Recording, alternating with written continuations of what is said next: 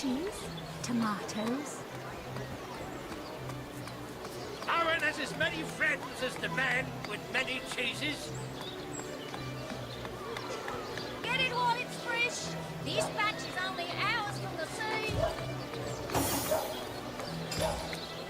Red and orange, yellow and green, the finest veggies size seals ever seen. Let's see. Halibut, sheep's cheese, tomatoes. No better solution to the zombie problem than a set of silver arrows. Let's see. Halibut, sheep's cheese, tomatoes.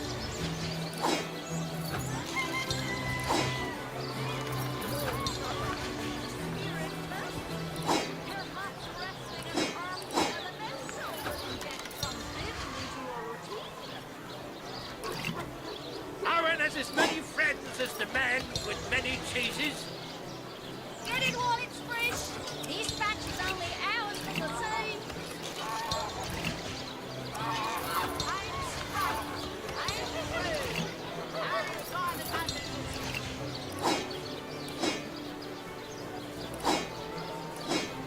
heavenly herring, delicious dogfish. Yours for a scrap of gold each. Watch the undead quiver in their mouldy boots.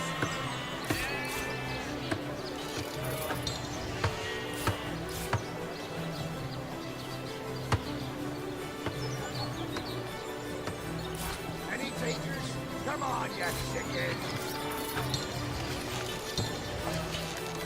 Fresh haddock. Perfect for fire. Not in the mood for cheese. That excuse is more hose than a slice of this fine Gorman there.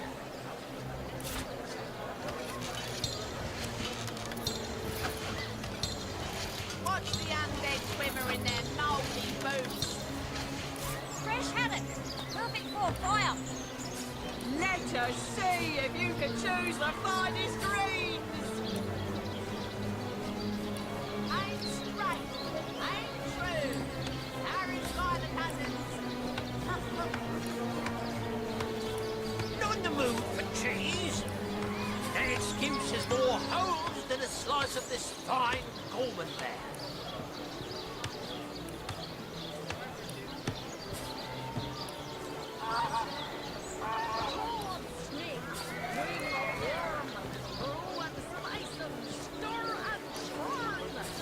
Red and orange, yellow and green, the finest veggies size seals ever seen.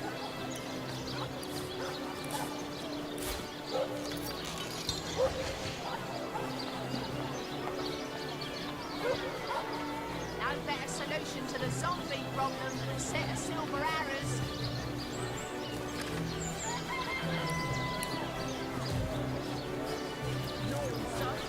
Spiritless? Perhaps wrestling an earth elemental will inject some vim into your routine? Oh no, noble friend. Your upper chakras are in desperate need of a good scrubbing. Fortunately for you, my homebrewed tinctures will do the job. Or if you're in the mood for something a bit more electrifying, one of my air scrolls might give your system just the shock it needs.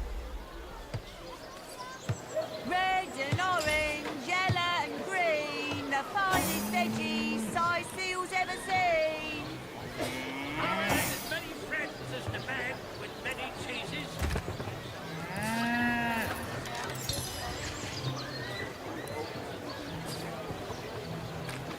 Any takers? Come on, you chickens. Get it while it's fresh. This batch is only hours from the sea.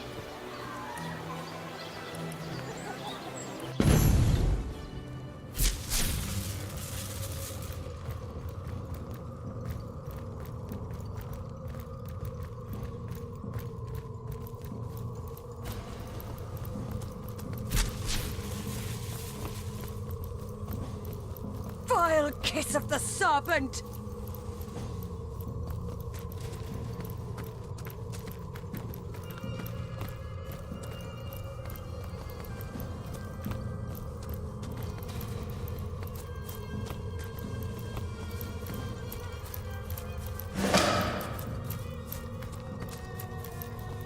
Well, well, well, what have we here? A wee wanderer wandering after a wonderful wishing well? Would that I could, but without my dear brother, I'm a woeful wisp of my former wonderment. We work in tandem, you see, and Willie's always been stronger. He might manage to work alone, but I'm a weakling without him with me. I'm Walter Wellington McWishingwell. Well met. Won't you call me Wally, though? It was that my brother William, why he was a winsome well, would hand out wishes with me. But he's since been whisked off to somewhere wild and wintry, and poor Wally's been left to whinge and wax all by his onesie. Oh, my poor wayward William. He was snatched away by the wicked Winter King and whisked into a wild world of whirling snow. I wonder, would you be willing to take a whack at bringing Willie back? I would weep wishes for weeks if I could see him again. I can teleport you to the Winterland right now. Give Willie my regards. Send him my good wishes. Now wave bye-bye. Woe are we. I won't be able to whisk you anywhere until the whole group is here. Where's your party anyway?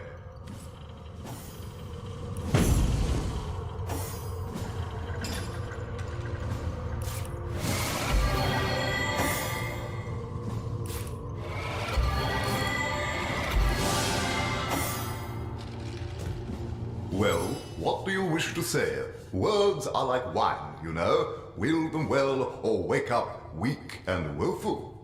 Oh, I could give William...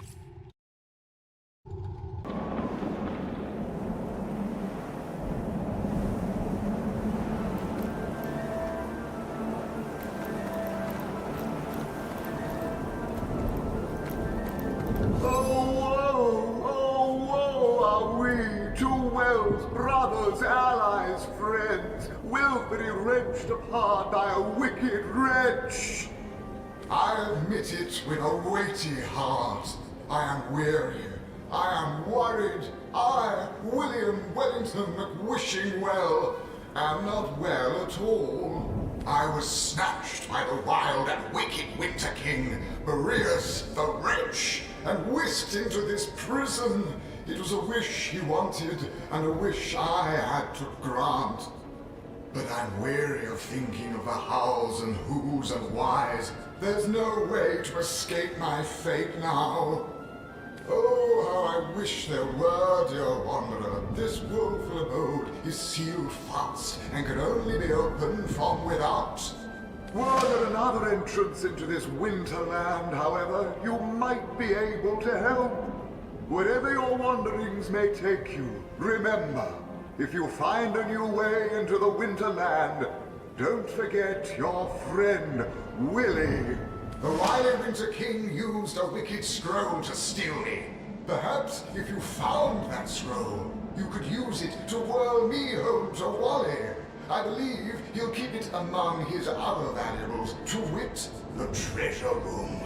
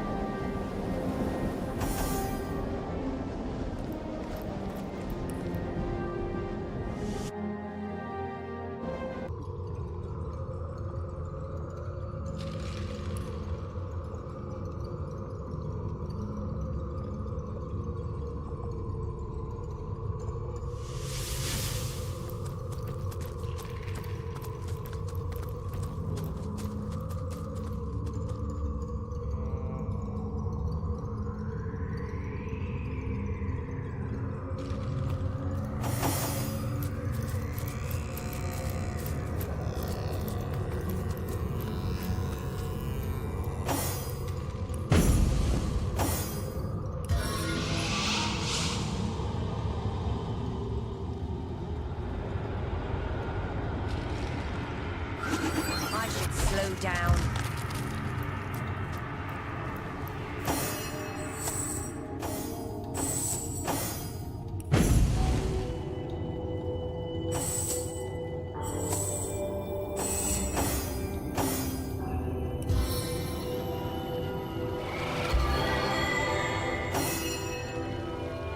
What's this? I found as good as a new penny.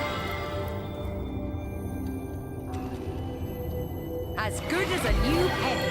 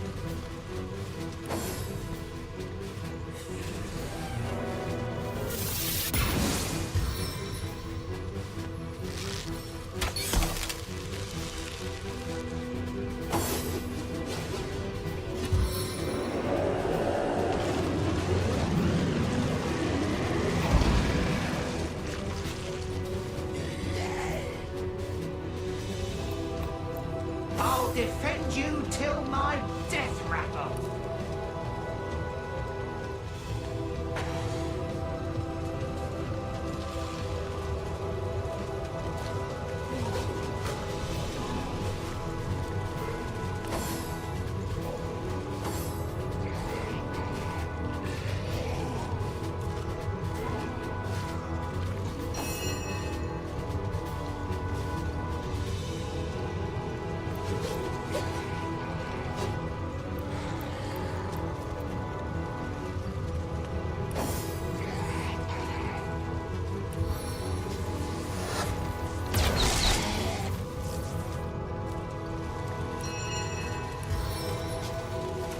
Unleash the Inferno!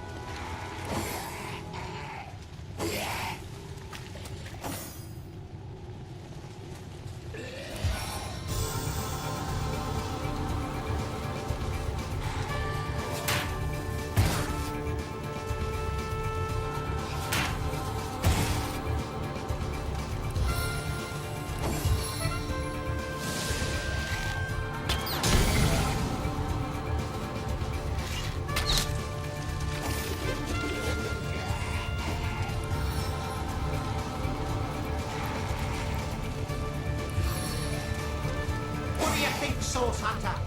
Shall I start shredding from the top or the bottom?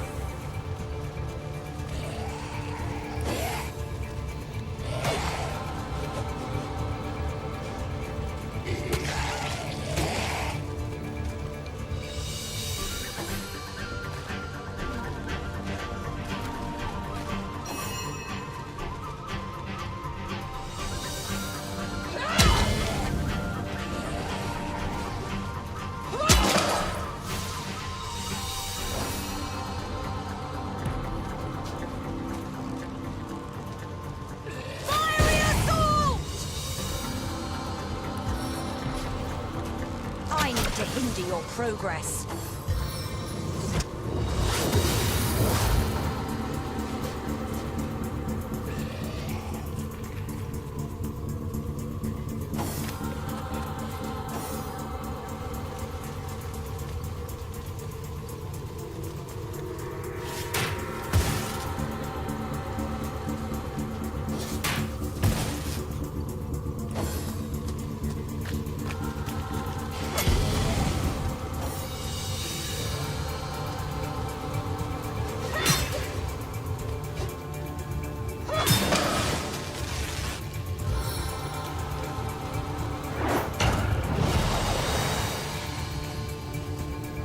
Would you care to hear a little tale?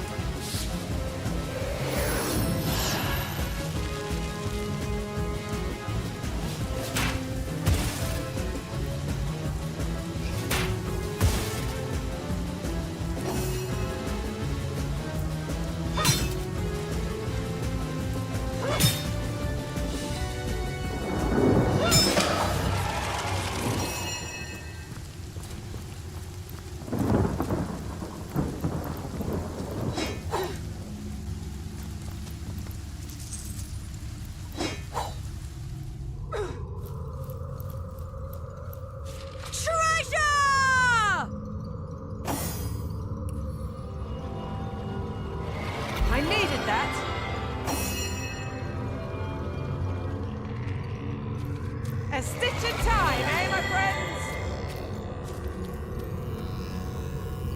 Into the fray once more.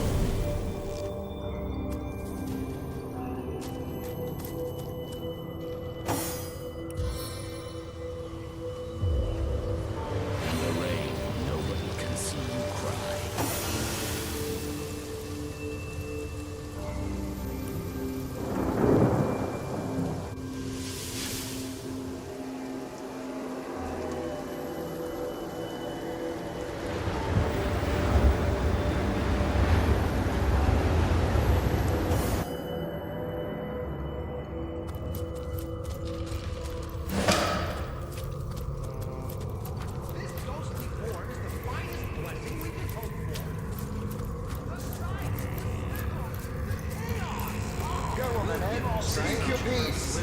Strange indeed. Go on then, Ed. Speak your piece. Who wants to be judged by a panel of stony-faced gods? Go on then, A Ed. mortal! Aha! Well, surely I don't have to tell you how much better a life or death here in Rivellon is compared to a dreadful eternity in the Hall of Echoes. The name's Ebenezer. Pleased to make your acquaintance. You've probably been meeting some sad souls around here, but I sure as hell ain't one of them. In life, my interests were soft weathers, southern vintages, sun-ripened afternoons, and ample-fleshed companions. Each sense was a source of new and familiar pleasures, and I luxuriated in them all. As a ghost, I admit that many of those pleasures evade me, but Rivellon still smacks of life more than the Hall of Echoes could. Though half the fun of fun is sharing your exploits with an eager ear, you know? Oh, what I'd give to find my little buddy again. The best listener I ever had the pleasure of regaling. The ship that sunk and turned us all into phantoms, she was home to a sweet old tomcat, Oscar by name, who'd curl up cozy as can be on my pillow. We shared many stormy nights while I scratched his little chin and whispered stories of my youthful exploits. But I reckon cats don't stay on as ghosts after they pass. 'Cause the little furball is nowhere to be seen. That, or the lucky bastard managed to survive the wreck. He was a scrappy old fellow after all. Beats me. We're hardly the only Sicilians lost at sea. But there's some strange magic afoot of late. The dead can't seem to stay that way. We were all aboard a ship, headed from Arata to fair Sicile. But upon our return, the lighthouse failed to shine its light. We were lost upon the rocks and flung far and wide upon the tempestuous waves. The final resting place for those deemed worthy of paradise. Paradise after life? Ha! Look around. Paradise is opening your eyes. Or in my case, gazing through the ectoplasm and seeing the wide, wild world around you. Can you imagine anything worse than being stuffed up into oblivion with the rest of the dead? Ah, give me tragedy, chaos, beauty, and delight! My companions would do well to stop pining and start enjoying, no? Indeed. Who wants to be judged by a panel of stony-faced gods? In Rivellon, we are our own judges. That's it, kiddo. Explore as much as you can while you've got that youthful vim and vig. The ship that sunk, but I reckon cats don't stay on. What a character that Ebenezer is. Preaches more passionately than a priest. Only he speaks against the heavens rather than for them. Quite curious. But I've grown fond of him and his eccentricities. For some reason, he insists he doesn't want to go to the Hall of Echoes, to the afterlife.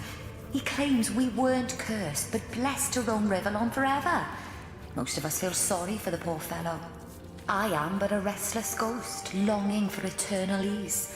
A virtuous life I led, and I long to go to the Hall of Echoes. Fire! of warm blood, welcome to our abode of exile, and pay no mind to Ebenezer there. I think his ship is short of a few sails, the poor fella. For some reason, he insists he doesn't want to go to the Hall of Echoes, to the afterlife. He claims we weren't cursed, but blessed to roam Rivellon forever. Most of us feel sorry for the poor fella. I tend to avoid thinking of the life I used to lead. The life of a traveler, a sailor, a free spirit. Those memories would break my heart, if a heart I still had. Strange indeed. In Rivellon, we are our own judges. This ghostly form is the finest blessing we can hope for. The sights, the sounds, the chaos. For oblivious. My word of warm blood. That's it, kiddo. Explore as much as you can while you've got that youthful beats me. We're hardly the only sightseers. We were all aboard a ship, headed for the ship that sunk and turned. But I reckon cats don't stay on as ghosts. Who wants to be judged by a panel of...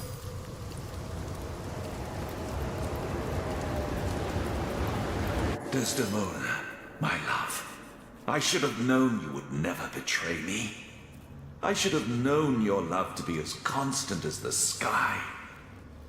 Madness took hold of my heart, and with razor nails scratched murderous intent into it. And yet, look at us now.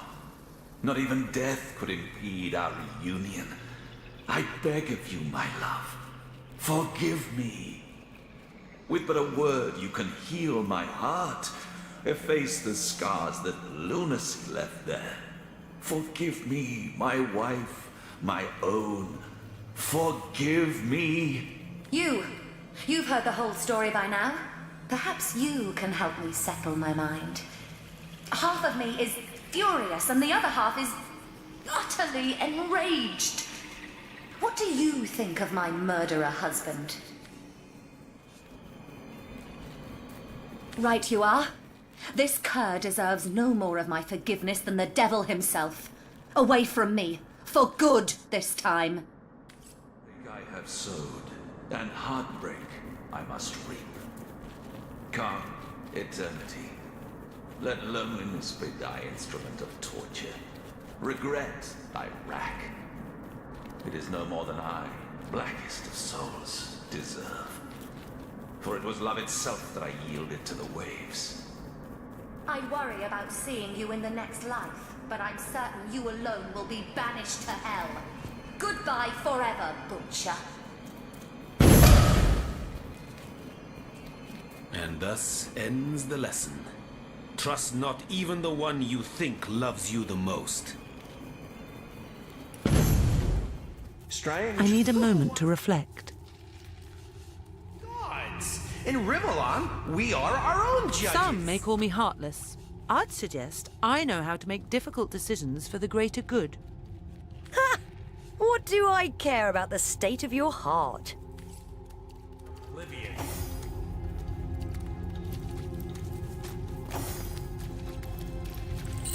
Who wants to be judged by a panel of stony-faced gods? In Rivellon, we are our own judges. This ghostly form is the finest blessing we can hope for. The sights, the sounds, the chaos! Oh, who'd give all this up for oblivion? Go on, man. Speak your piece.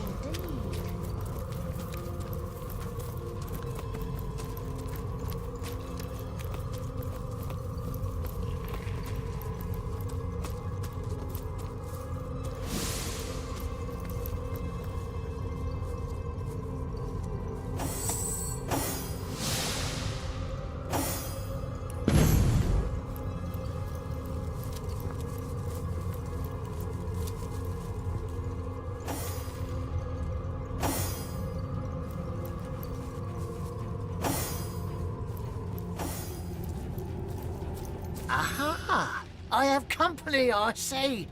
And it's such a delightfully opportune moment, too.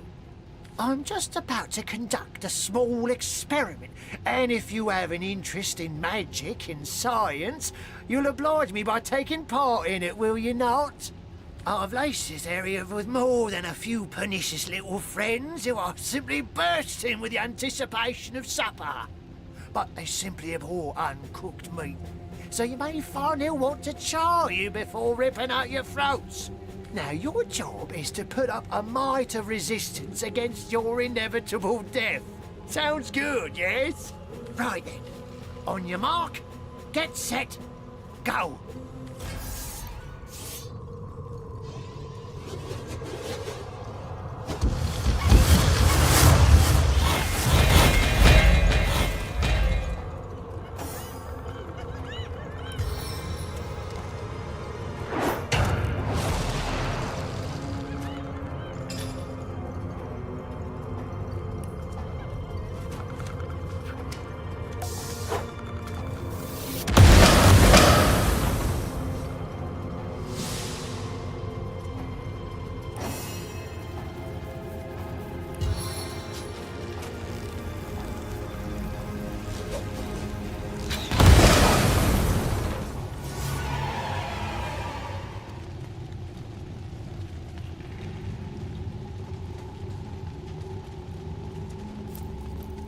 Cheery spot we've found in this graveyard, as rife with the signs of necromancy as corpses are with worms. Though perhaps necramatacy is a more fitting, if rather contrived word for what we've witnessed here. To the grave they are drawn, and into the grave they creep, the maggot musterers that plague Sicil with their petty witchcraft. None of them grasp that necromancy, true necromancy, is the pursuit of life everlasting. That its end goal is to play chess with death and topple his king. Necromancy as we know it is an art practiced by base-born dilettantes. That is the real tragedy we are confronted with.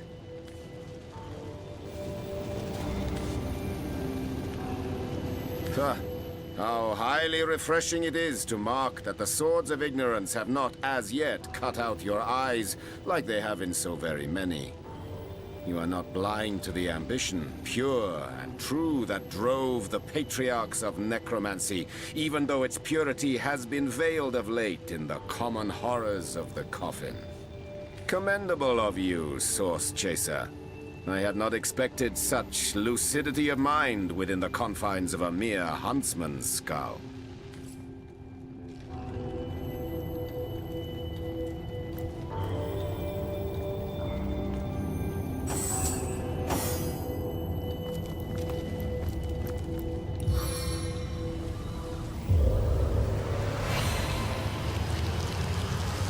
I'm dripping.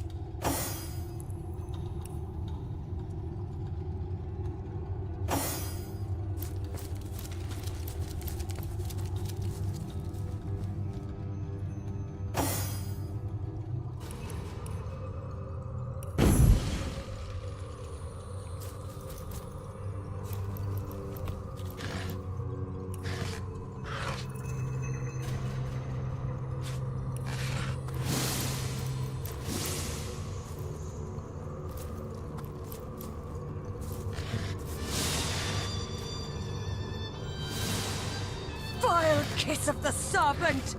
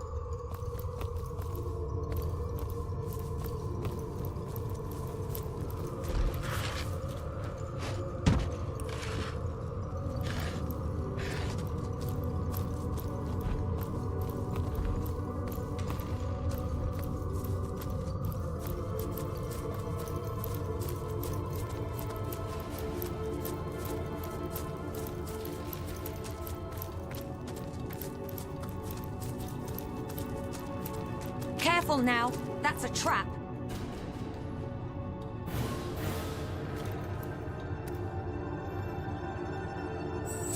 Look out! I see a trap nearby.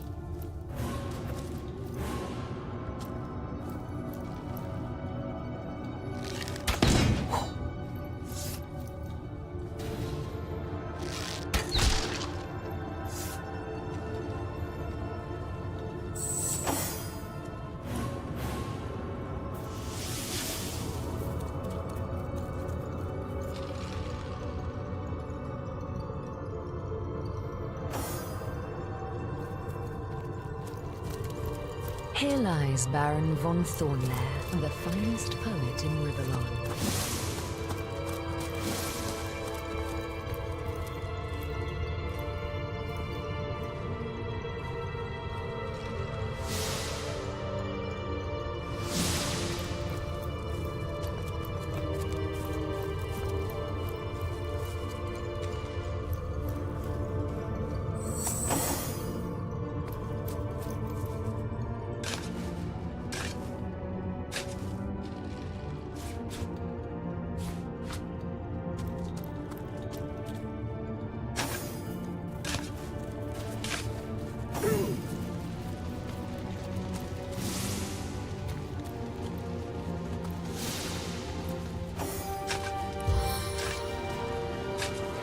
Into the fray once more.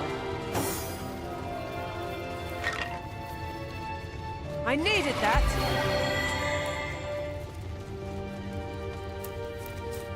I feel better already.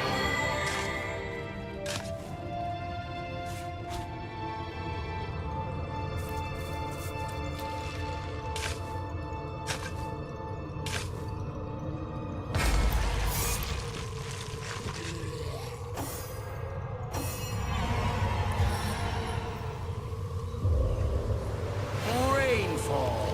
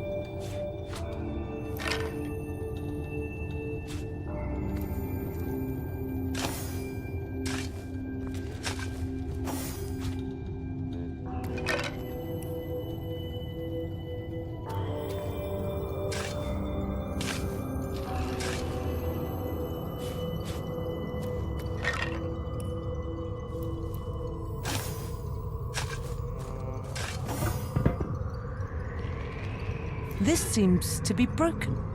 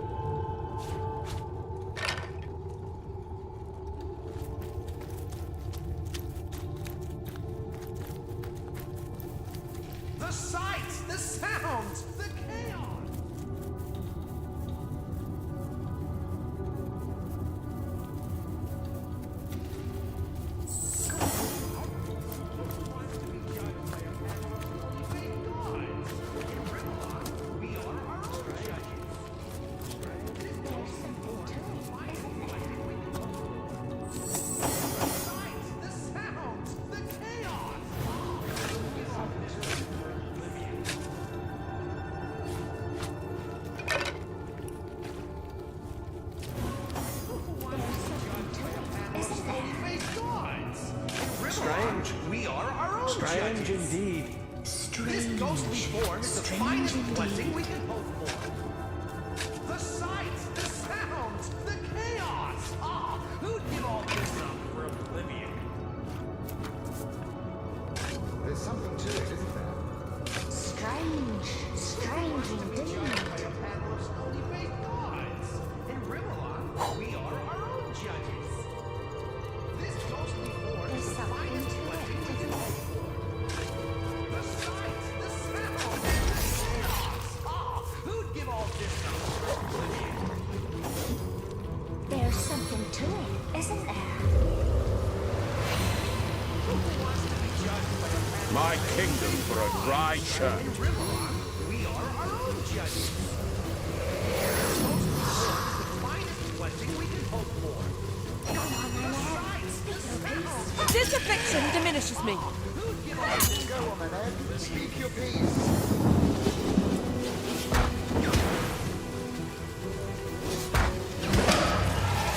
stony-faced gods? In Riverlon, we are our own judges. This ghostly form is the finest. There's something to it, isn't there? Ah, who'd give all this up for oblivion?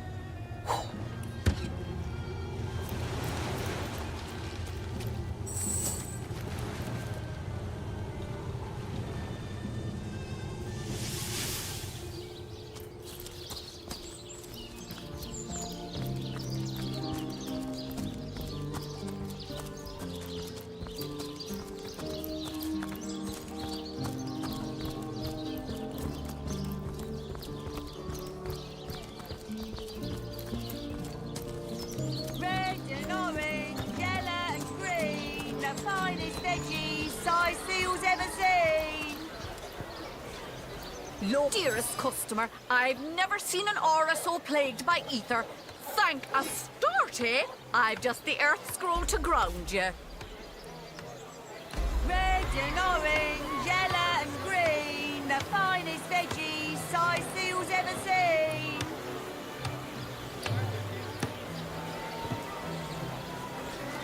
Aaron has as many friends as the man with many cheeses. Cheese, cheese, tomatoes. Lay the big cheese on your rope with a wheel of the good stuff. Let us see if you can choose the finest greens.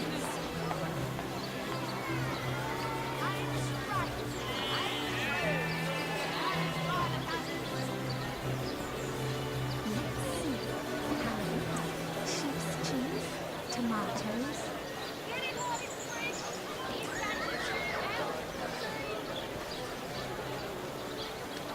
Aaron has as many friends as the man with many cheeses.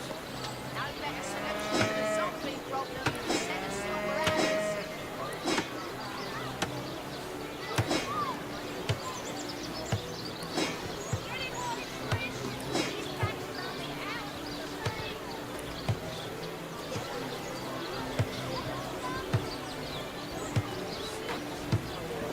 Aaron has as many friends as the man with many cheeses.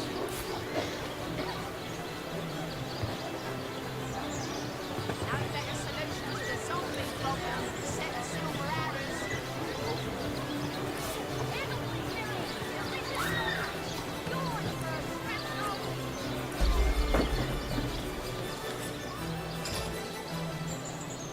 Any takers?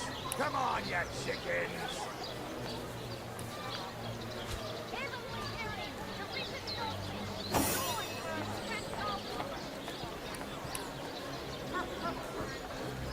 Aaron has as many friends as the man with many cheeses. Watch the undead swimmer in their mouldy boots.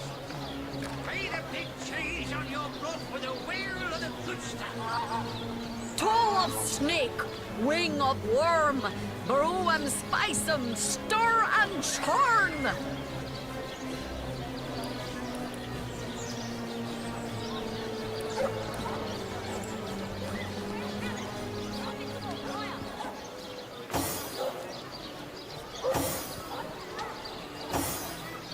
Watch the undead swimmer in their mouldy boots. Lay the big cheese on your rope with a wheel of the good stuff. Let's see. Halibut, sheep's cheese, tomatoes. Lay the big cheese on your rope with a wheel of the good stuff.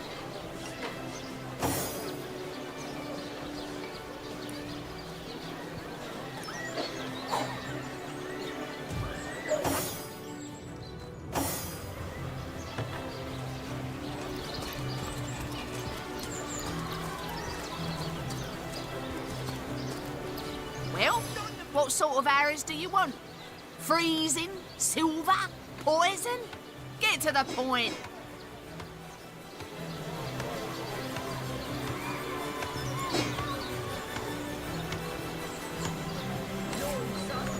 Spiritless? Perhaps wrestling an earth elemental will inject some vim into your routine.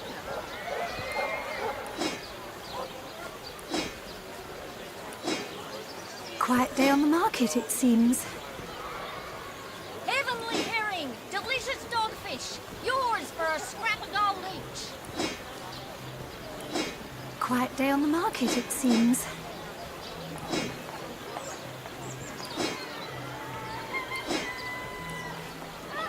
Let's see. Halibut, sheep's cheese, tomatoes.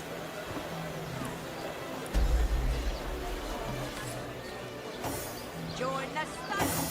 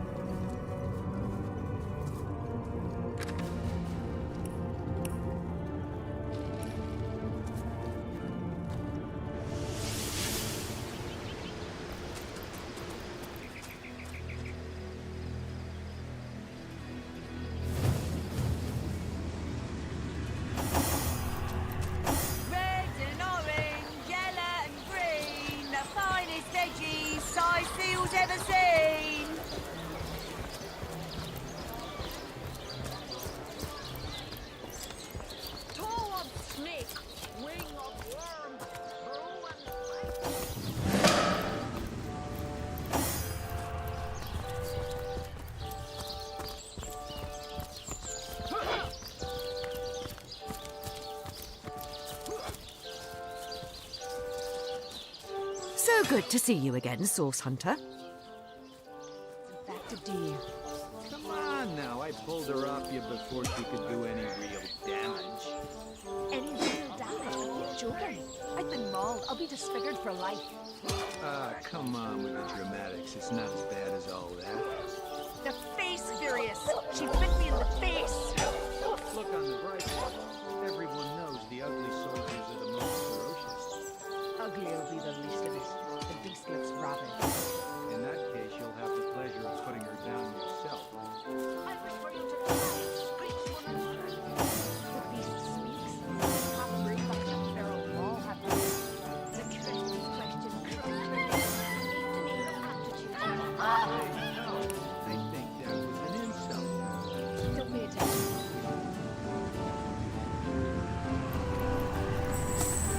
You, noble creature. You look like you could take to the sky at any moment. Listen close, for I can grant you the ability to soar like a falcon. Oh, I say so many things. Who can keep track of what fool acts on what? That man clearly didn't ask me to super duper swear. But for you, my promise is the super duperest. As sure as the sea is green. But hold still. I must first weave my magic spell. Bippity, boppity, boo!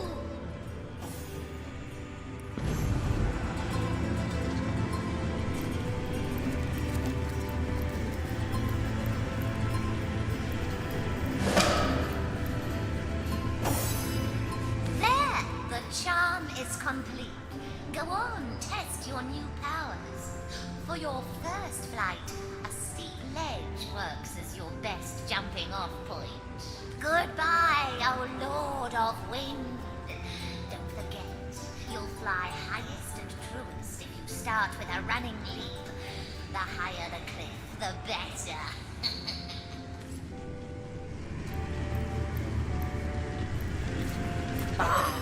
You burn with the desire to free your spirit, as I burn with the longing to flee this encasement. Ah, curse! We four powerful beings all have been trapped here to seal the entrance of yonder cave. Until all of us are freed by our favored element, the cave remains impenetrable, and what lies within remains trapped, same as we. But talking is hardly the end of it. I also grant great fortune to those bold enough to address me. For you, I foresee great fame and renown. But first, you must prove your worthiness, your spiritual valor, by freeing yourself of all your worldly possessions. Burn them to ash, and watch your spirit soar. Ta-da, traveler. And don't forget, to find the true rewards of life, you must absolutely burn everything you own. Does this look like a face that would lie to you?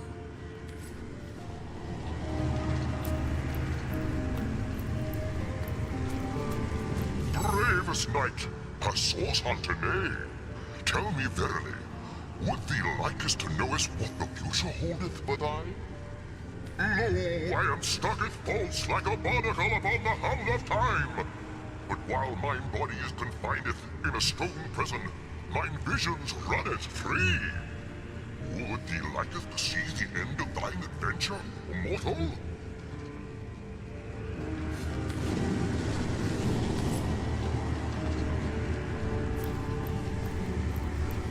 Hail! One look at you, mighty paladin of the waves, and your destiny is clear. You were meant to swim the seas. Of course, of course. Do dolphins not frolic in the waves like rabbits through the field? Do crabs not waltz between the sea and shore at their leisure? And do you not possess the power to breathe the water of the sea as easily as you do the air? Assuredly you do. I, mighty statue of the cliffs, to grant you the power. Now go, your highness of the tides, and test your new ability. A tedious, eons-long job. A task more fit for a dog. For our only purpose within these stony confines is to guard the entrance to the cave you see on that cliffside. We must prevent what lives within from escaping until due penance is done. But we long to move freely once more. But we are utterly trapped without our preferred elements to free us. Farewell, ruler of the deep. Don't forget to test out your new power. Swim deep, deep, deep, and see how your lungs transform to gills. I swear it will work.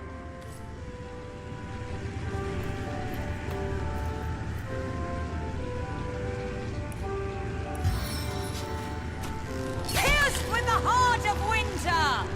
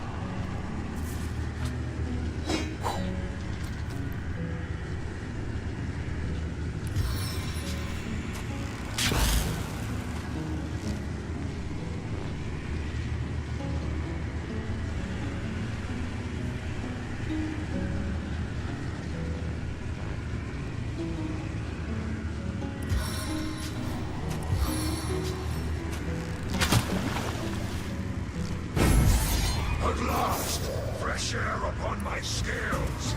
Now to test out these long, petrified limbs.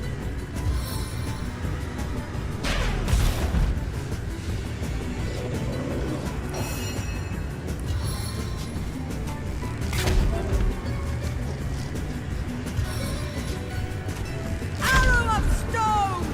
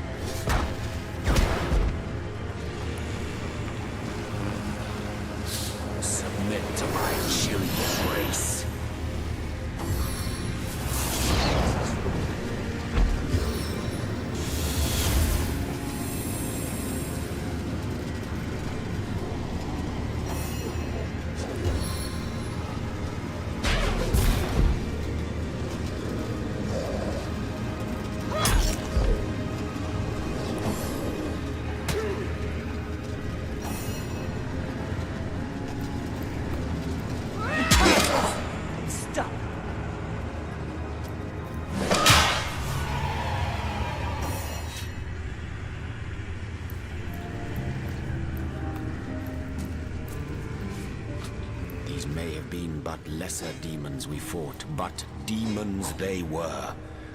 What, I wonder, did they protect?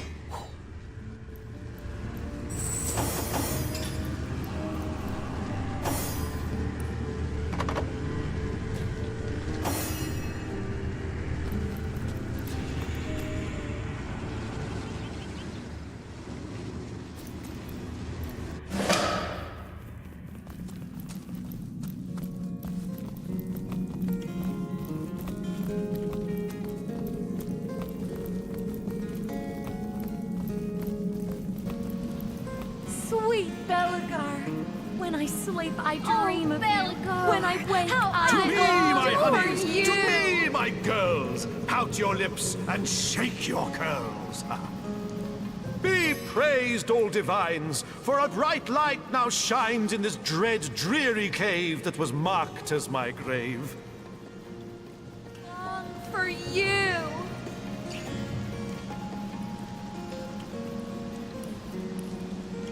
Sweet Belgar, when I sleep I dream of you. When I wake I long for you.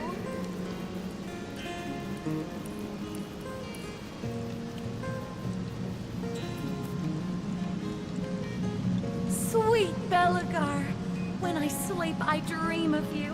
When I wake I long for you.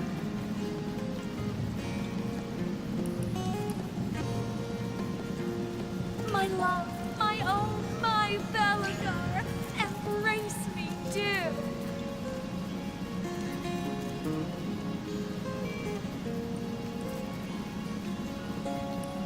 What a joy it is to be a Belgarette, the most favored of women.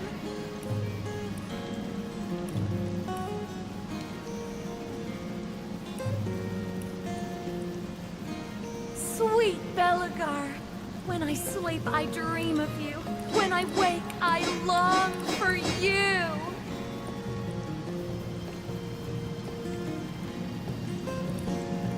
My love, my own, my Belgar, embrace me, do.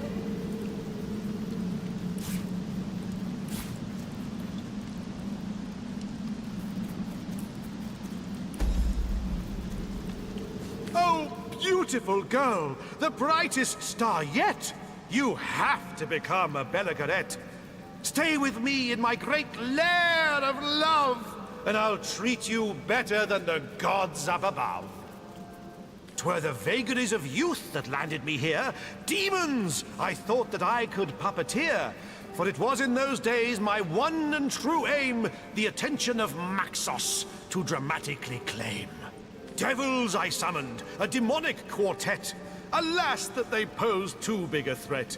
I was soon overcome, nigh unto death. Maxos I called with my last desperate breath. He saved my life with wild, wondrous magic, and yet the outcome was dreadfully tragic. He locked me in here for my reckless behavior, vowing that I would have no other savior than a champion so bold and downright courageous, they dare to defy my trespass outrageous. The demons I summoned, they guarded my prison, but after long last, a champion has risen. So cheers, old chum, for unbarring the door. Now, if you'll excuse me, I have a world to explore. You mean you don't know the patriarch of wizards? The devoted companion of fire-breathing lizards? A jetpack he gave the Dragon Commander. Aye, I can tell you with absolute candor that he gave him a mighty empire too. Boy, you've got a lot of catching up to do. So hie thee to a store and take a good gander at the amazing spectacle that is Dragon Commander. Who is counting the years or even the centuries? This isn't the worst of penitentiaries. Rifts I have run, in dreams I have seen, thousands of kingdoms and galaxies obscene. Furthermore, I devised these Belgarettes, the choicest of ladies a man can get. Yes, the demons you vanquished, so now I am free. But was I truly confined? Ha! Not me! I, a Belgarette, a woman so blessed that her head she may rest against the red-hot confines of my amorous breast. To you I'll be undyingly devoted. In the softest of silks you'll be sensually coated. Yours will be the very miracles I'll fashion. Yours will be Belagar's unending passion. Silly woman with madness beset, who refuses to be a Belagarette. Go on, get out of my elegant lair. Begone, leave, see if I care. My scrolls and my tomes, and do not forget about my scissors and combs. We'll Sweet dazzle the Belagor, realm with when my I sleep, I glorious dream. presence. When For to I meet wake, I Belagar is long for everyone's you. peasants.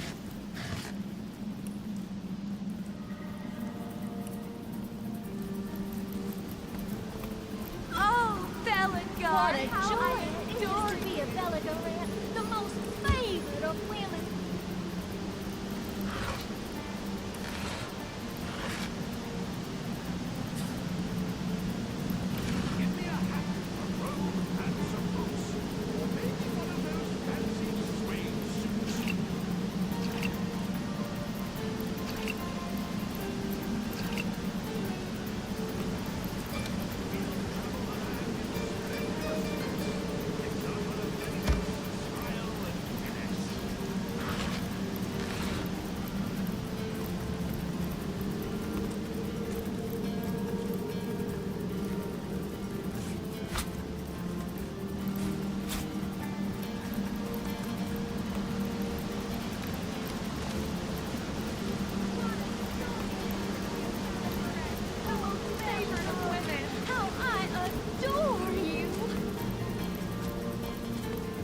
Female of folly, why do you return?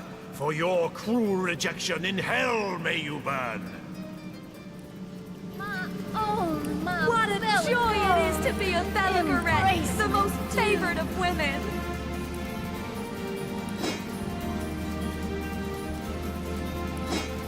Sweet Belagor, when I sleep I dream of you. When I wake I long for you.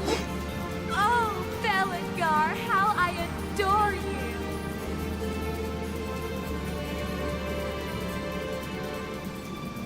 Oh, Belagor, how I adore you. And soon so shall I, though don't say goodbye. I'll be out in the wilds, in the woods, in the dales. There I may meet you and spin you new tales. So let us prepare, my savory lasses. I mean to depart, so move your sweet asses. Embrace me, do. Oh, Belagor, how I adore you.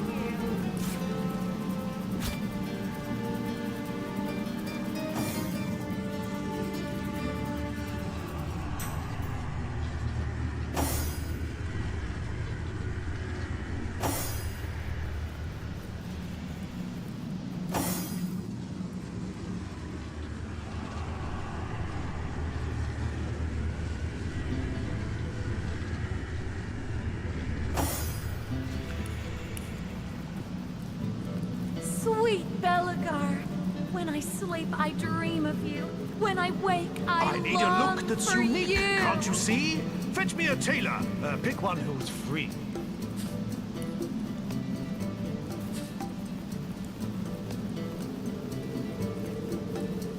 To me, my honeys, to me, my girls, pout your lips and shake your curls.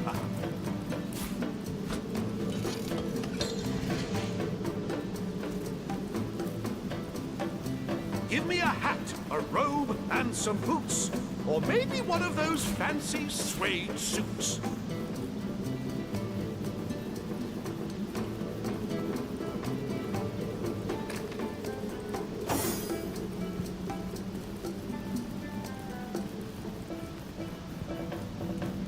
Oh, Belagor, how I adore you. To me, my honeys, to me, my girls, pout your lips and shake your curls.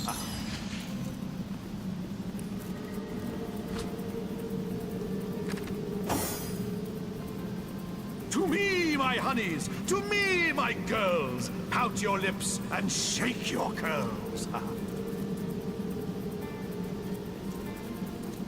sweet Belagor when I sleep.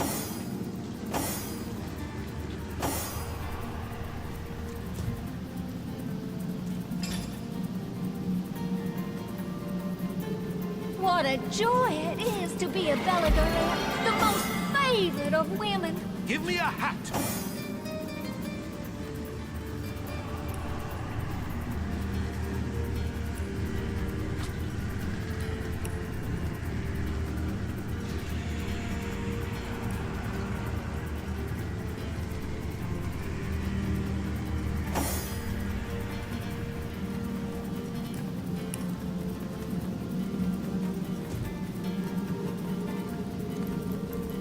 Give me a hat, a robe, and some boots. Oh, Or maybe one of those fancy swing suits.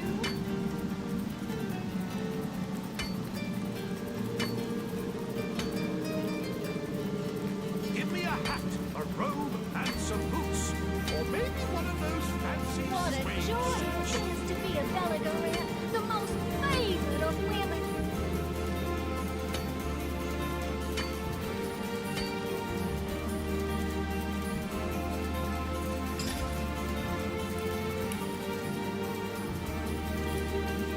My love, my own, Belagor, embrace me. I need a look that's unique, can't you see? Fetch me a tailor. Pick one who's free.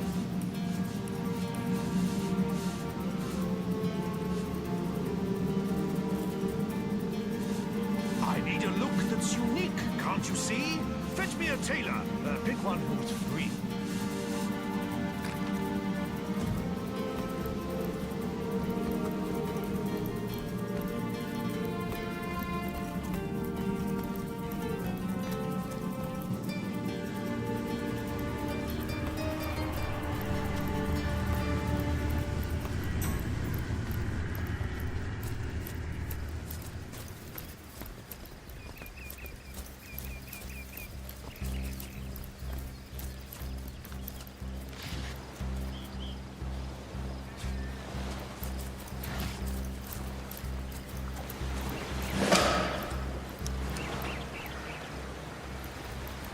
Intriguing, isn't it?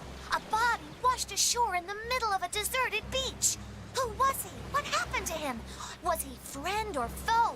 Your mind is bubbling with questions. Well, you are quite in luck. Yes, quite in luck. For I have a unique grasp, get it, on this situation indeed. My friends, if I had more of them, would call me Pincer. A pity there aren't more pals around, for mine is an upbeat, energetic, and optimistic character. If you ever feel like conversing over sunset or sunrise, you can find me here on this very beach, my home. Nothing old Pence loves more than sharing stories, anecdotes, ideas, and opinions. Oh, what don't I know? I saw it all from start to finish, so ask away. His name I do not know, but I can tell you he was a very experienced pearl diver. But a few pearls a day wasn't enough.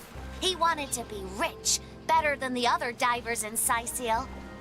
Oh, I'm so glad you asked, for this is where the story grows extra juicy. He was talking to those watcher statues on top of the cliff.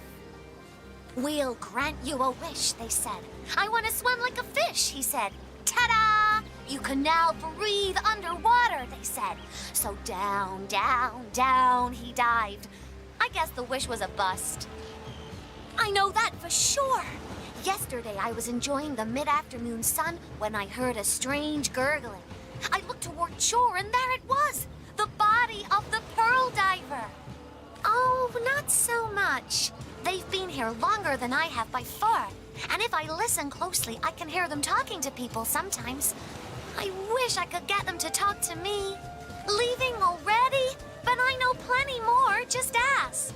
Come back! Oh, well, it was great meeting ya. Don't be a stranger, you're my best friend. Can you imagine risking life and limb for mere riches? What a fool. Why court death for mere pearls? He took a risk, yes. But what if it had worked? He'd be the richest man in Sicile.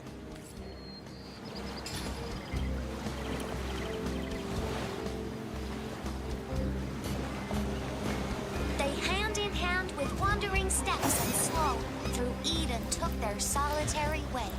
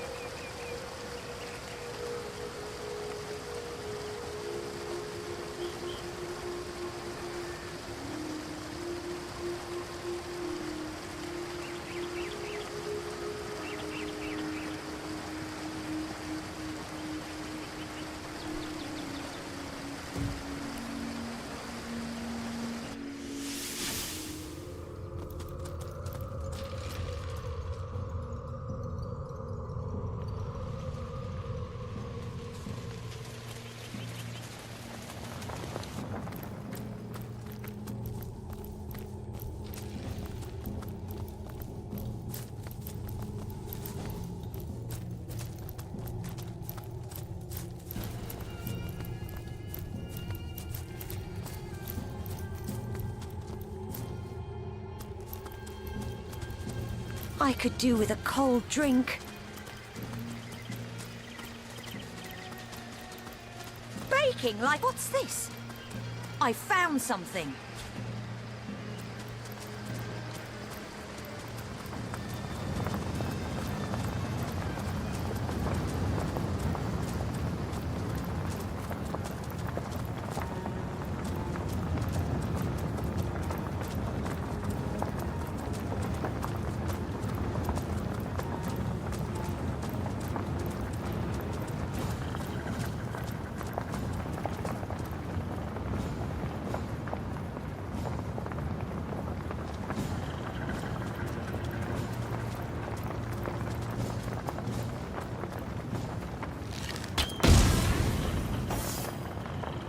I could do with a cold drink.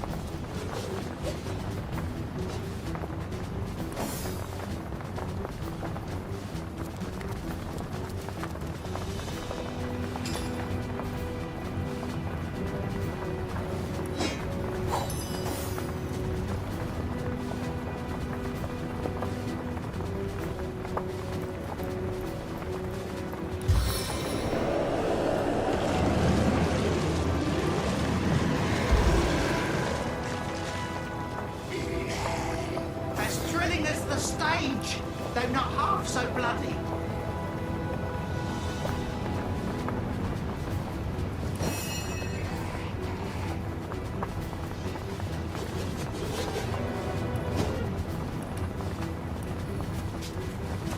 This arrow flies truer than most.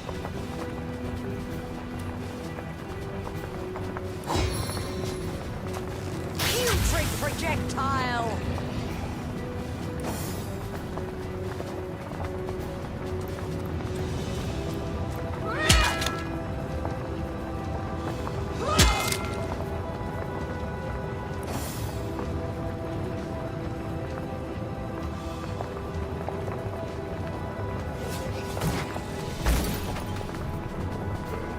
defend you till my death rattle.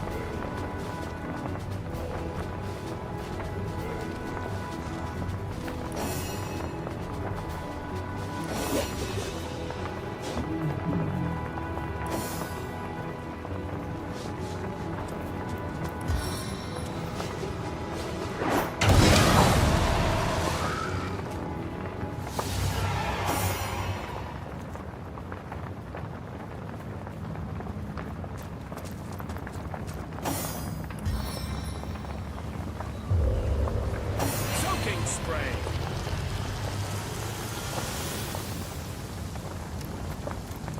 Toasty.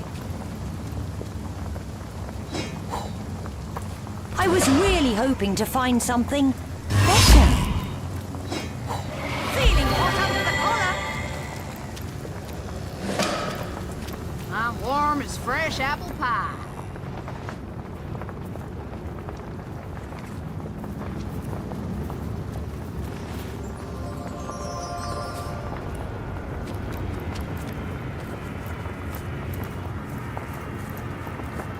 The rabbit gives you a forlorn look. It seems as if it wants to speak to you, but can't.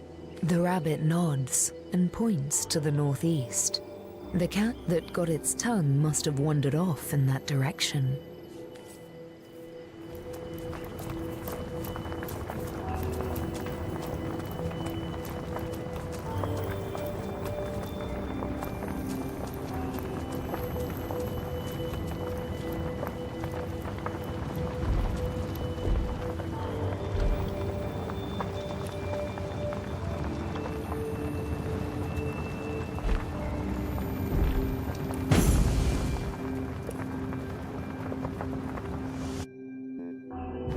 There you both are. How jolly. There's something quite astounding you must see. It's the Weaver. Thanks to the Starstone you've collected, she's mended a portion of the tapestry. Look, a new story has been rewoven into time. A new portion of history appears to us for the first time in not even I know how long. Let us look together. Let us see what the Weaver has woven.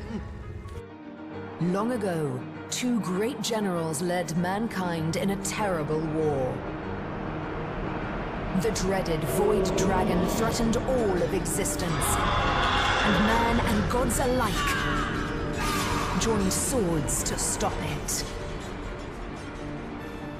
The two generals were celebrated as the rulers of all, and even the gods paid them tribute.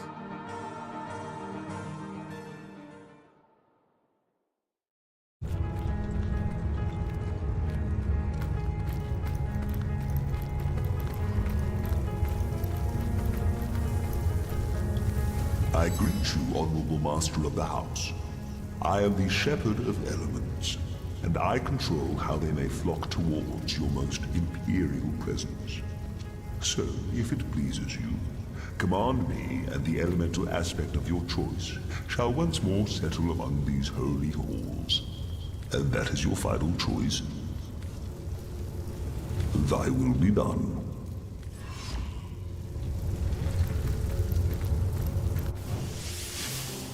Oh, it's so cold in here. I think my very words may freeze and fall to the His ground. every word is poison, such as no serpent has ever known. They glow with a brilliant flame, Your Grace. Even he cannot snuff it out.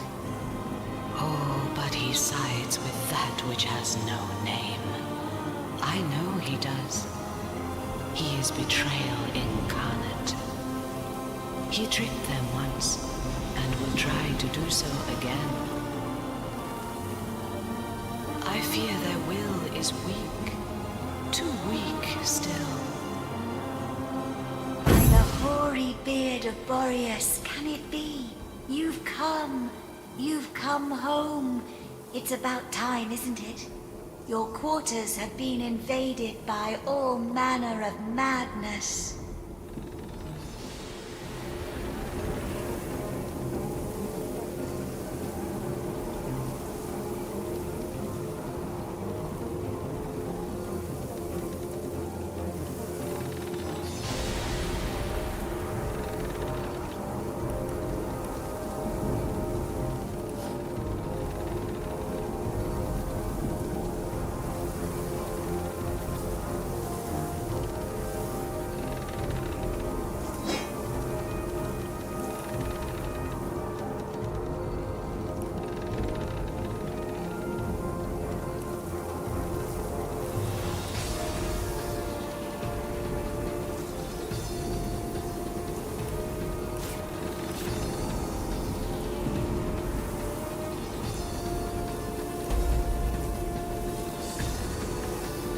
does my brilliant frost beguile you?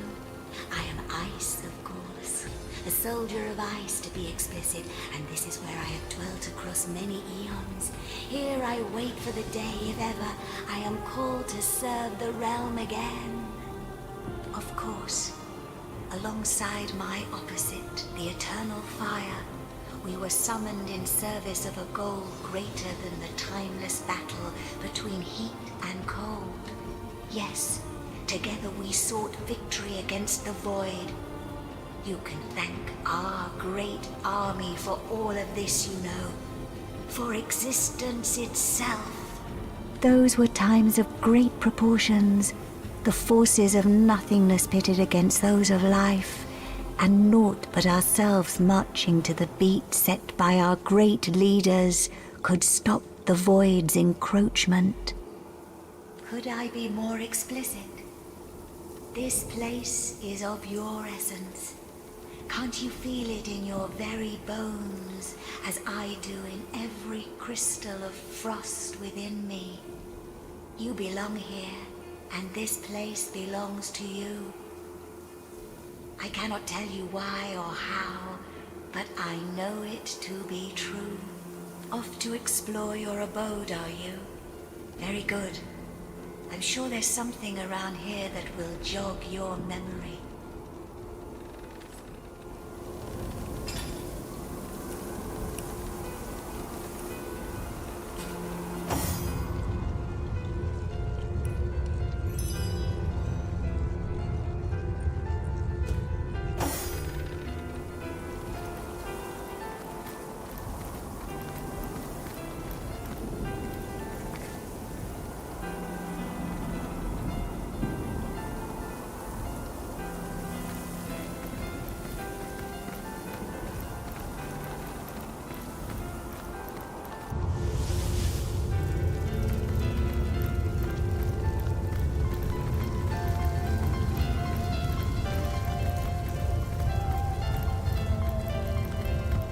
How might I serve our mission? Threads I weave and tales I see. All will I tell. The son of Frost, how mighty he was, a giant that lived for war. He and the aspect of fire, what enemies they used to be. But you sealed their allegiance and their friendship so that together, you could overcome. Overcome the dark that was spreading.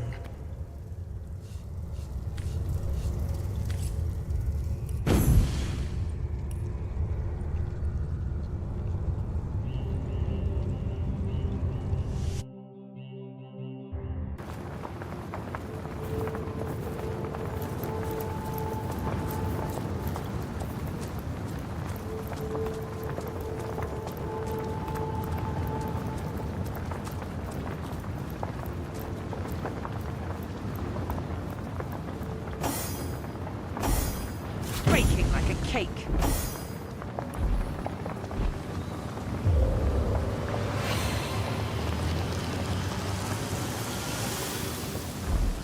Potent heat.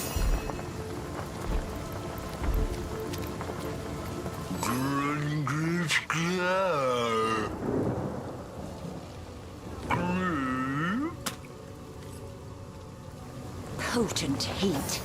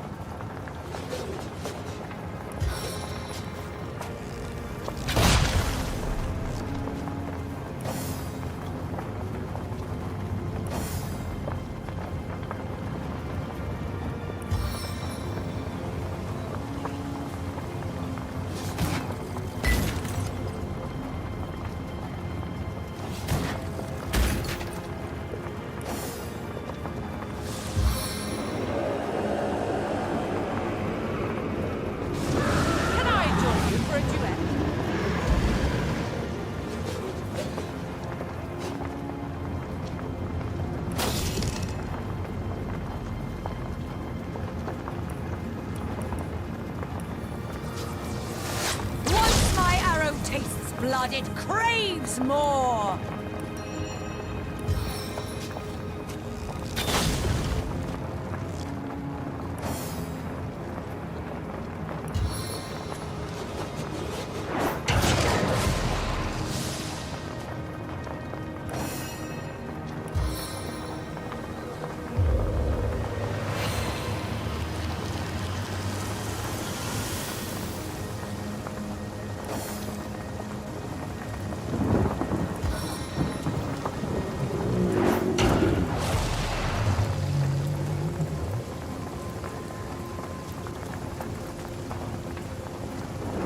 Did someone leave an oven door open?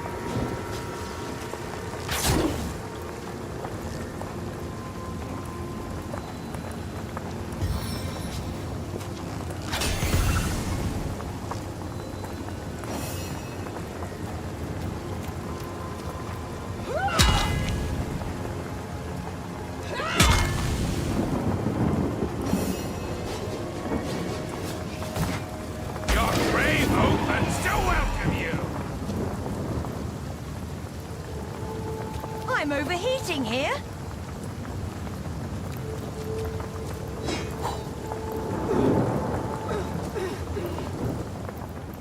I'm overheating here. I needed that.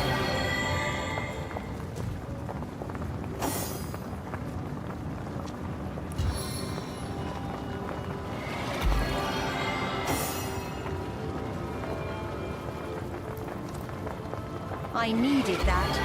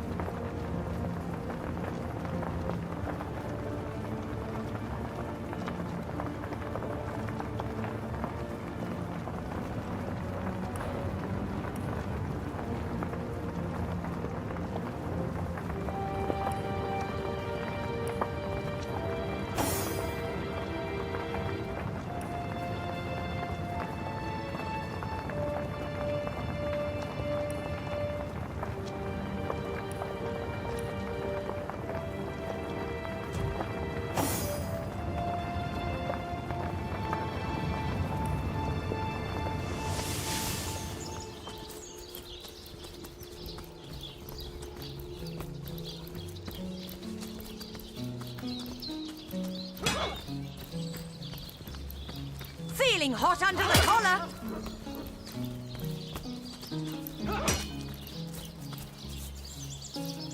Divines doubly bless you, friend. You don't think it's infected, do you?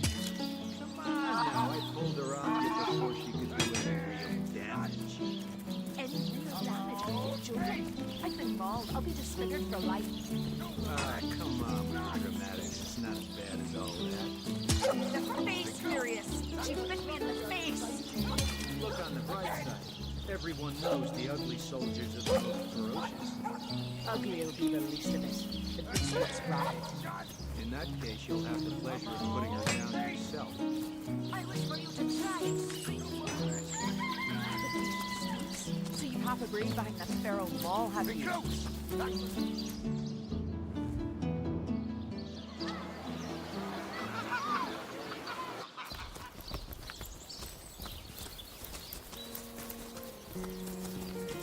Rollers, Sherman, show all of them. Side seal, what you're made of. Stand to 7, we should prove.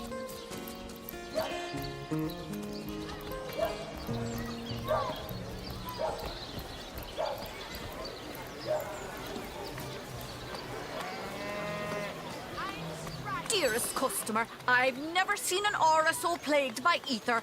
Thank Astarte, I've just the earth scroll to ground you.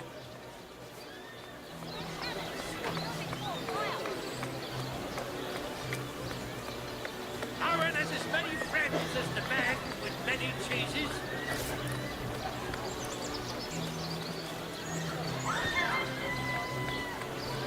Not in the mood for cheese. An excuse is more holes than a slice of this fine almond there.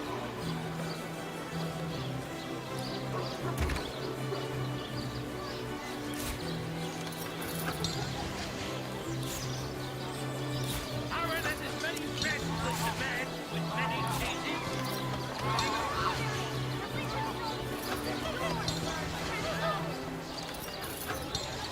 No better solution to the zombie problem than a set of silver arrows. Let's see. Halibut, sheep's cheese, tomatoes.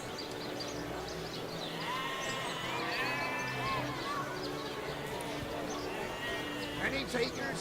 Come on, you chickens! Oh no, noble friend. Your upper chakras are in desperate need of a good scrubbing. Fortunately for you, my homebrewed tinctures will do the job.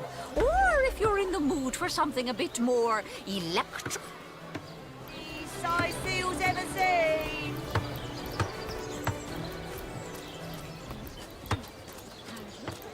Sheep's cheese, tomatoes.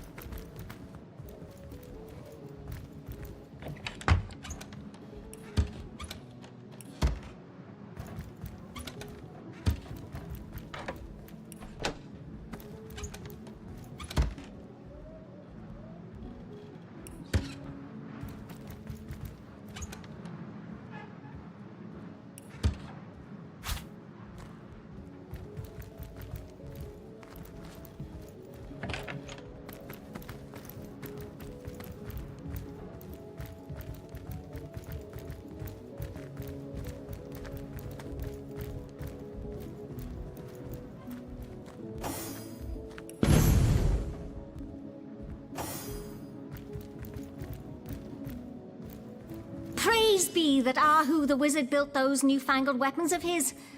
Seal would have long been overrun by undead if it weren't for them contraptions.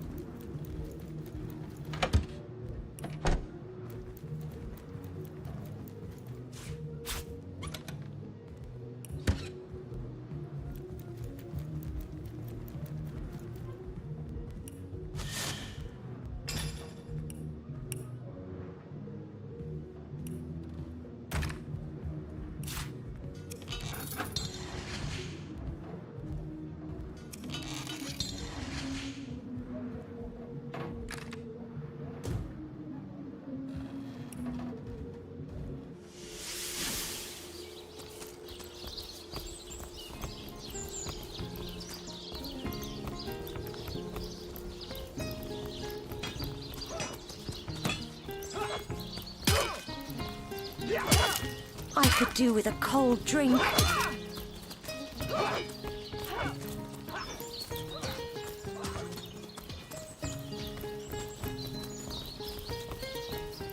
You don't think it's infected, do you? Sir. Come on now, I pulled her off you before she could do any real damage. Oh, what now?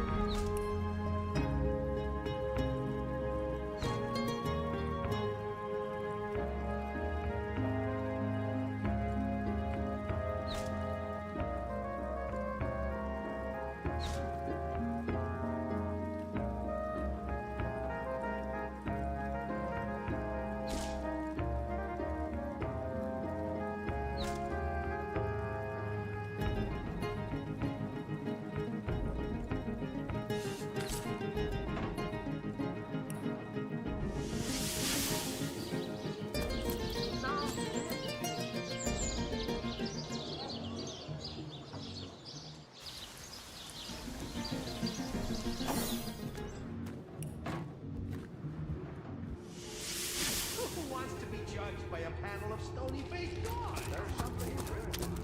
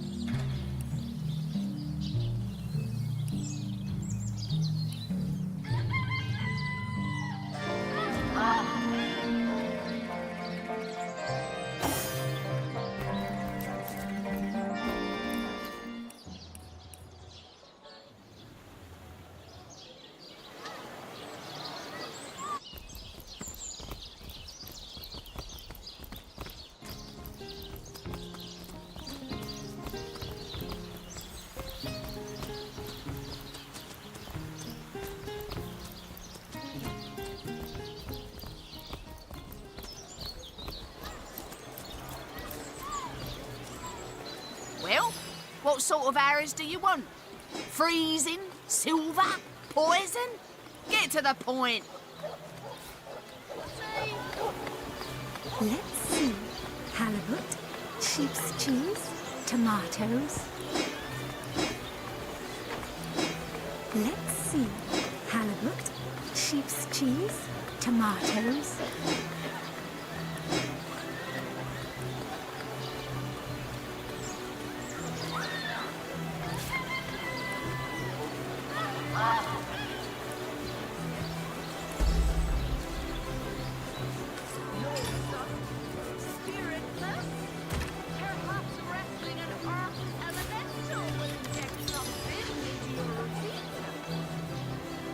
Any takers? Come on, you chickens! Red and orange, yellow and green, the finest veggies side fields ever seen. Who wants snake, wing of worm, brew and spice 'em, stir and turn?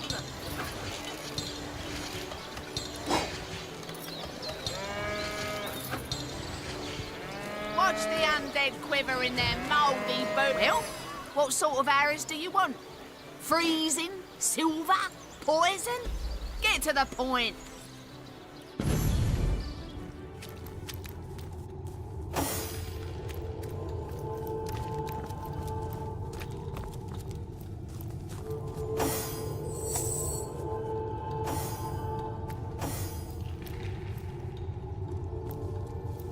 Try to enter the church.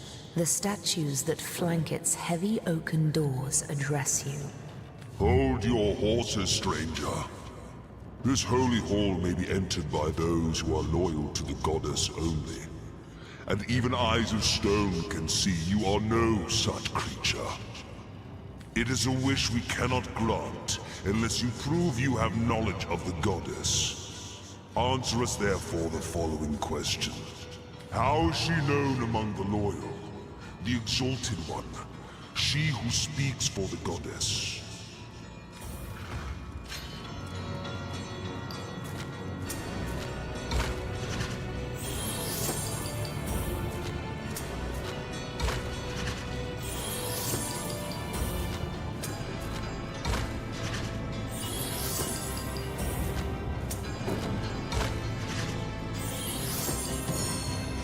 You feign piety to cloak ignorance, but we shall not be deceived. Now stone will break your bones.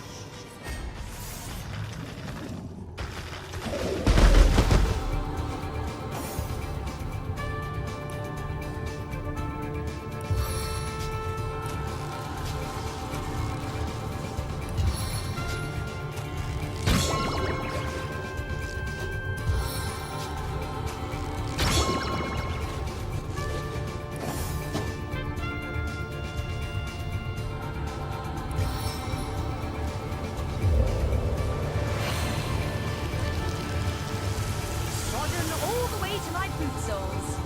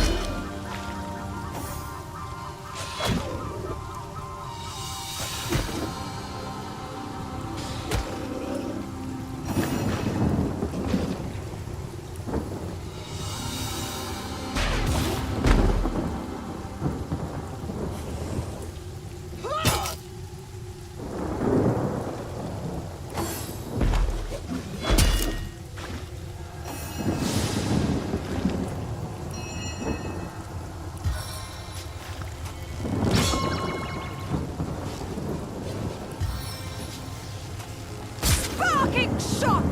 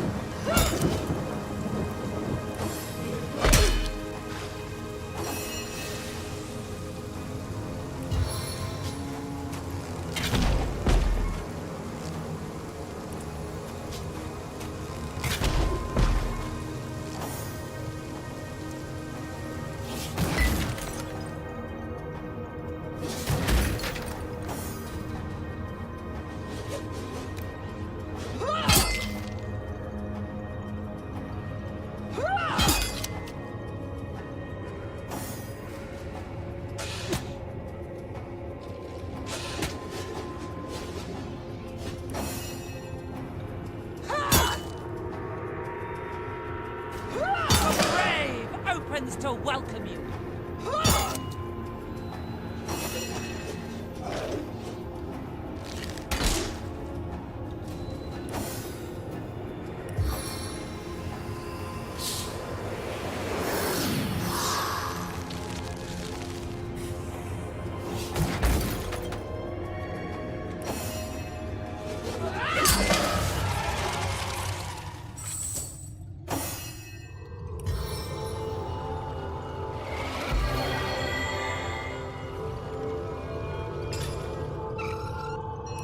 Into the fray once more. On the men!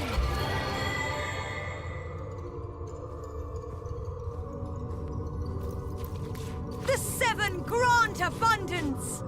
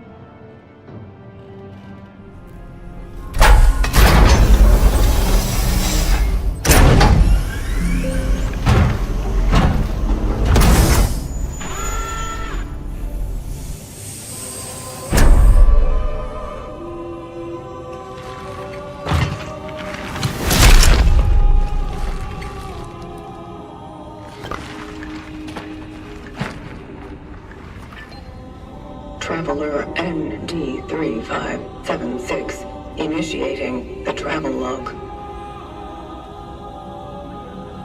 Triangulating the fallen predecessor's last known location.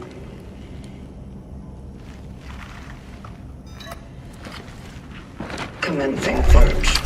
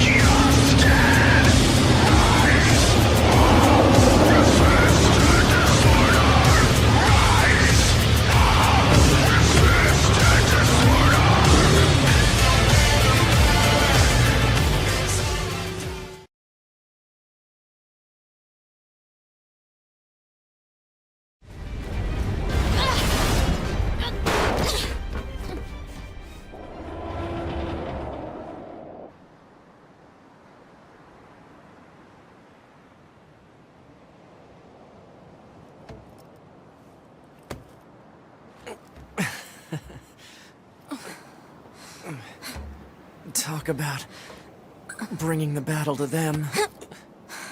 Ought to be. Contact command. Request assistance. No. It doesn't look like that's going to be necessary.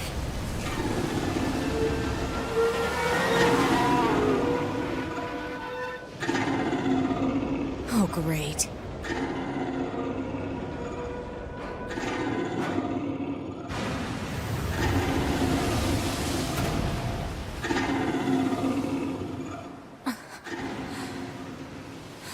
I don't imagine that this is going to end well. The black box. It's ready. Right.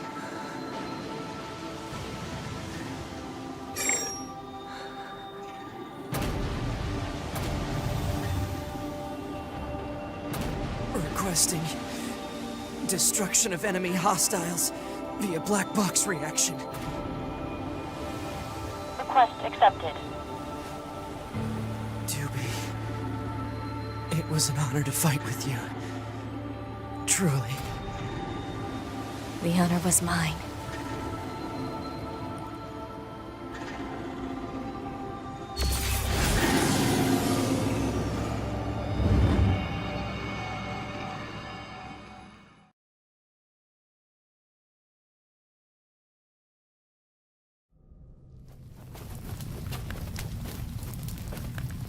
もうじゃが、友を求めておるようだ。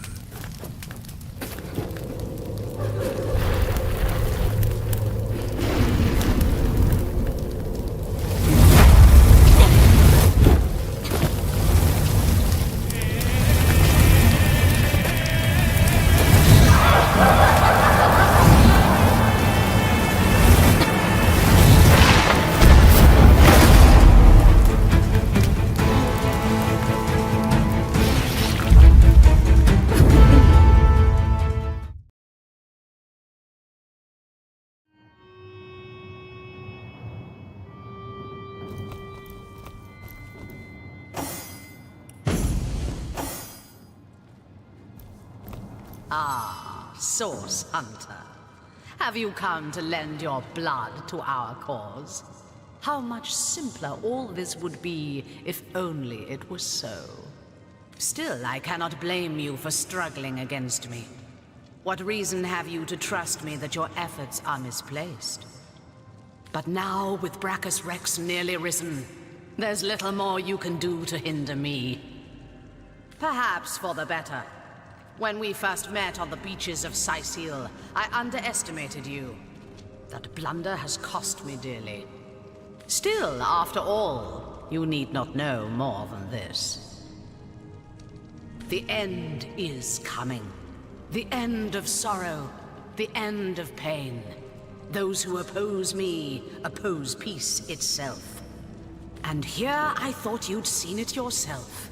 Tell me, what is the imp historian doing, if not begging you to divert the void? So, you're familiar after all. You know as well as I that the void is coming. In fact, if I'm very precise, it's already here. But you need not be afraid. The void is ourselves. We are destined to rejoin it. I have chosen a dark and dangerous path, but I vow that those sacrificed have not suffered in vain. My only wish for all of Rivellon is the soft hush of silence. Brachus Rex was the forefather of our cause, the original Immaculate. His resurrection brings Rivellon one step closer to the ultimate solution. Wouldn't you like to meet him? The sorcerer your order was formed to destroy. I'm certain he'd love nothing more than to meet you. Follow me. Find out.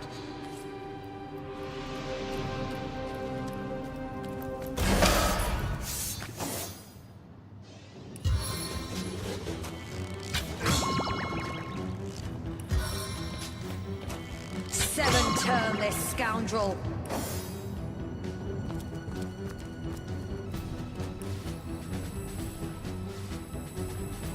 Let's change the tempo.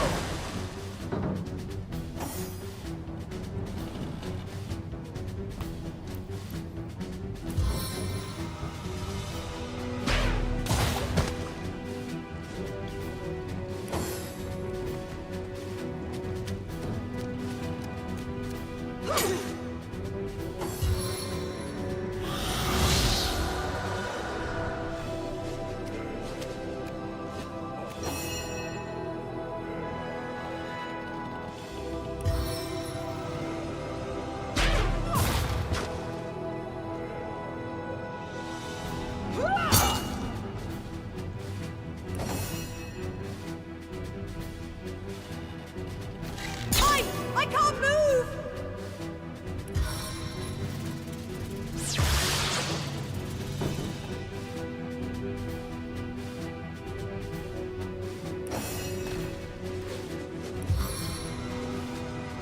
A blizzard blows!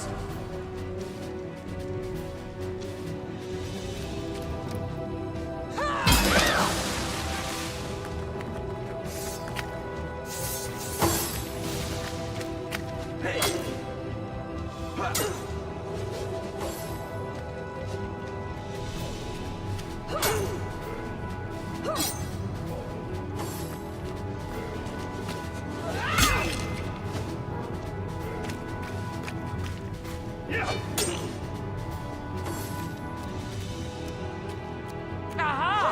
You are well within my range now.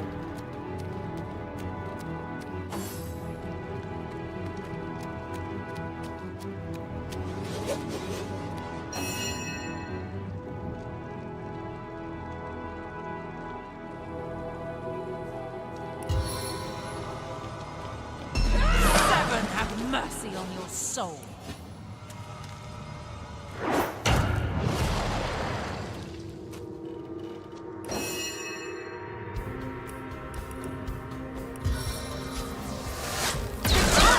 Death is at hand!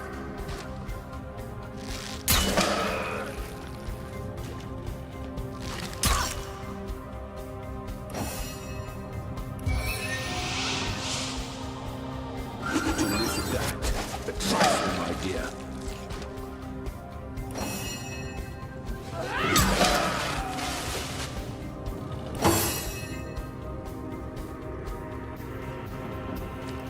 Ambushed by a scoundrel. Face the unending darkness.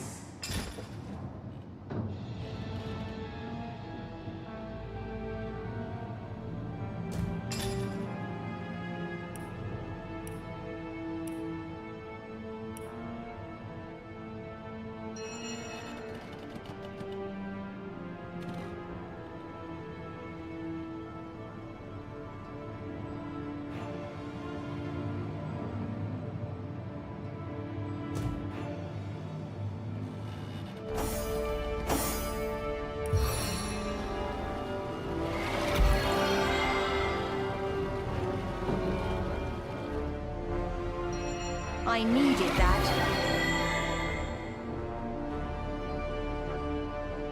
I feel better already!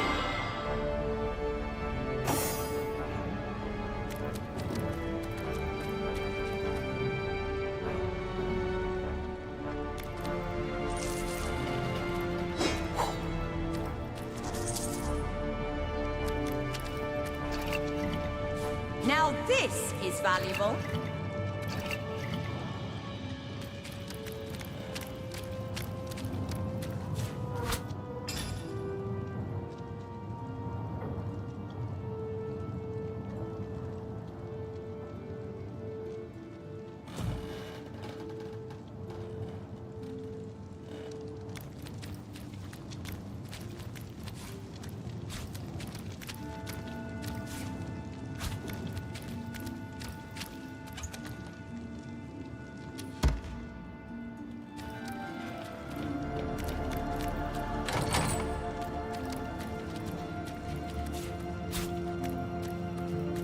I've spotted something interesting.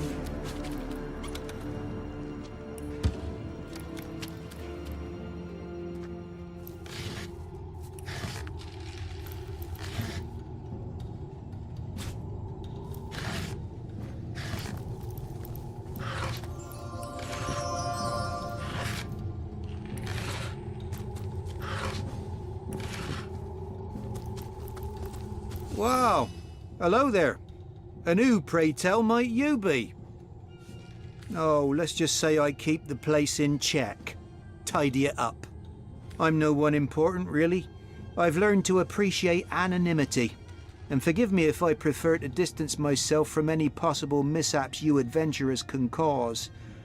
Quite unpleasant to get involved. Authorities knocking on your door in the middle of the night and so on. Forgive me if I generalise, but some of your lot are as crazy as they come. I once thought you a quaint sort, but over the years I've come to realise that about 1 in 10 is downright dangerous. Lock up behind bars, paint the key blue and toss it into the sea material.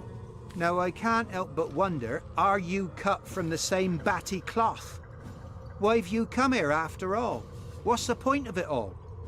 The mysterious stranger gives you a long look, and, after what feels like a vast eternity... Okay.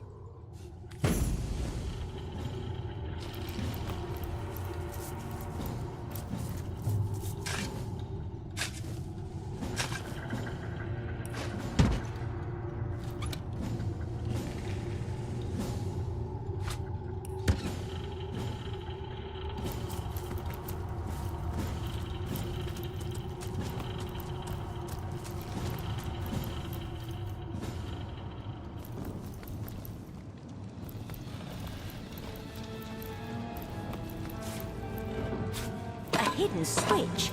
Perhaps it has something to do with opening that hatch.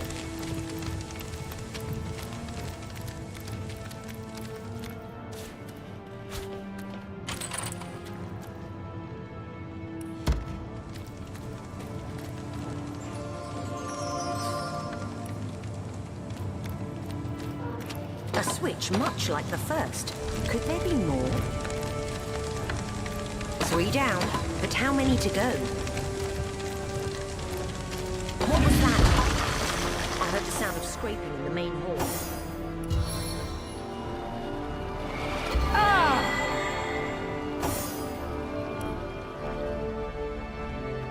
Back on my feet again.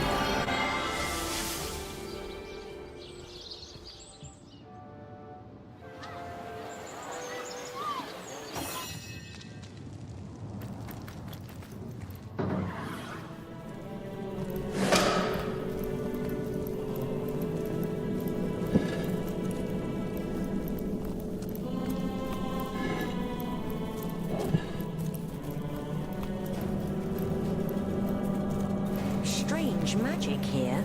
I'll have to find a way to deactivate this barrier. The immaculate amulet fits perfectly inside. Oh no, noble friend. Your upper chakras are in desperate need of a good scrubbing. Fortunately for you, my homebrewed tinctures will do the job. Or if you're in the mood for something a bit more electrifying, one of my air scrolls might give your system just the shock it needs. Watch the undead quiver in their mouldy boots.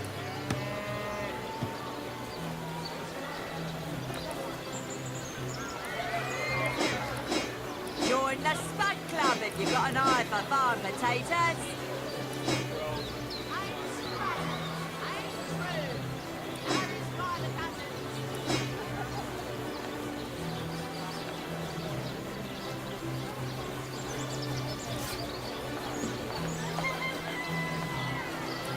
Paint a big cheese on your bluff with a wheel of the good stuff.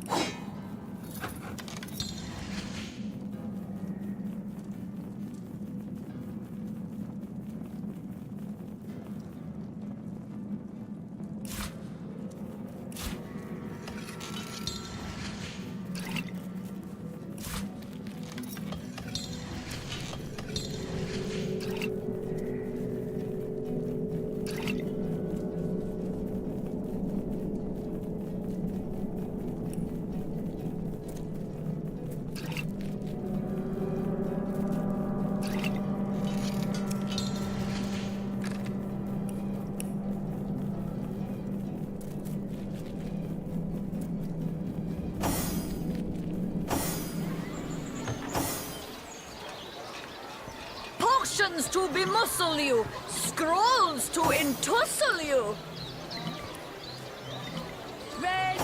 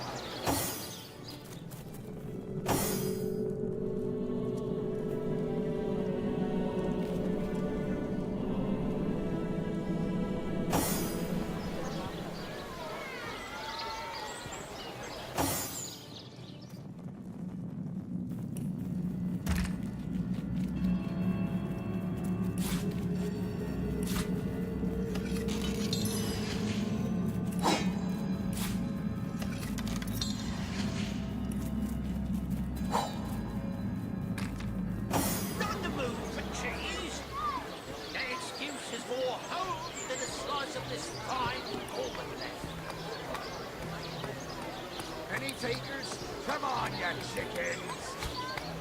Let us see if you can choose the finest greens!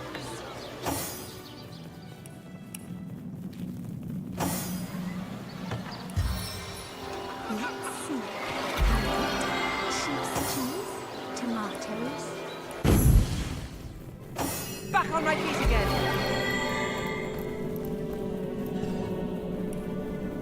Sweet relief. Source Hunter. Ha. By the health of the Seven, you're here. The may yet be hope. Perhaps you remember me as a healer. But gods, what a herald of death I have become. I'm beyond redemption now. But you alone may save Cecile, may save all of Riverland from the horror I've summoned. King Brachus. Brachus Rex from the tales of old. He lives. The mad Source King, the Lord of Chaos. I have awakened him. I've done a terrible thing. I've raised a mad king from beyond the grave. I imagined so very foolishly that I'd be able to extract an ancient secret from him. But with a simple flash of his arcane magic, I was finished.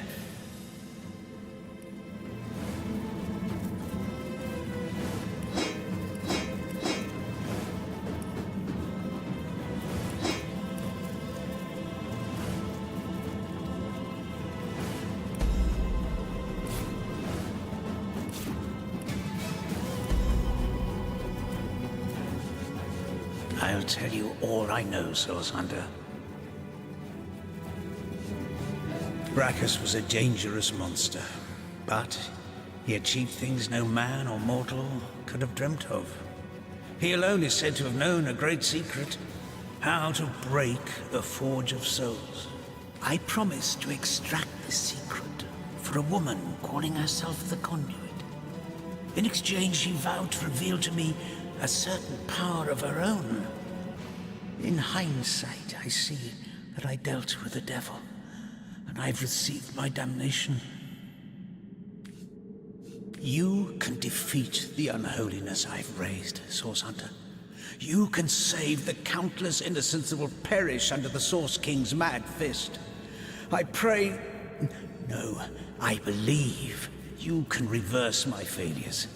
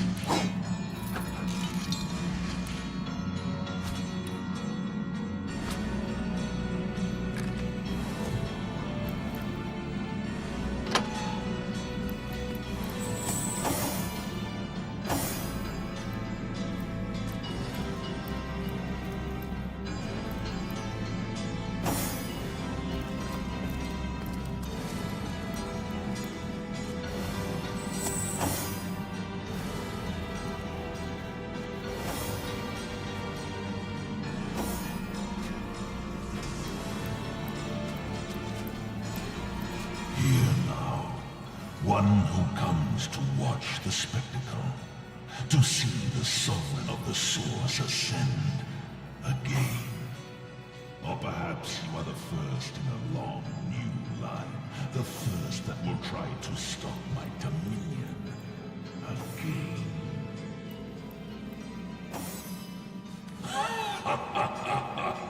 Oh, by the emerald eyes of the goddess, would you believe that I can still feel it ever so vaguely? The force of the stab that cleft my heart and sent my soul shivering into death. But my followers have done it. They have done it like I knew they would. Blood, the thick red gravy, the source of souls, has been yielded unto star-sent stones and has swept away the eternal shadows. How long has it been, I wonder, my first repose in death? An hour? The time it takes the seas to tear down cliffs. It is of no matter. I live, and I shall claim my throne anew. The reason for my resurrection, O simplest of spirits, is that I was destined to be. Were it not for the vainglorious fools that raised me now, it would have been another, perhaps wiser being that would have done so in time. And time is of no matter, only to be. Eternally, a woman seeks my secret, for her soul is entwined with another's, yes. Where once they were inseparable, now they have grown apart in purpose and intent. But my secrets are mine to keep.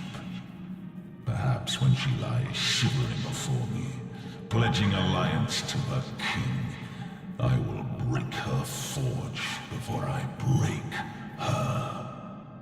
Ha! Not a thing.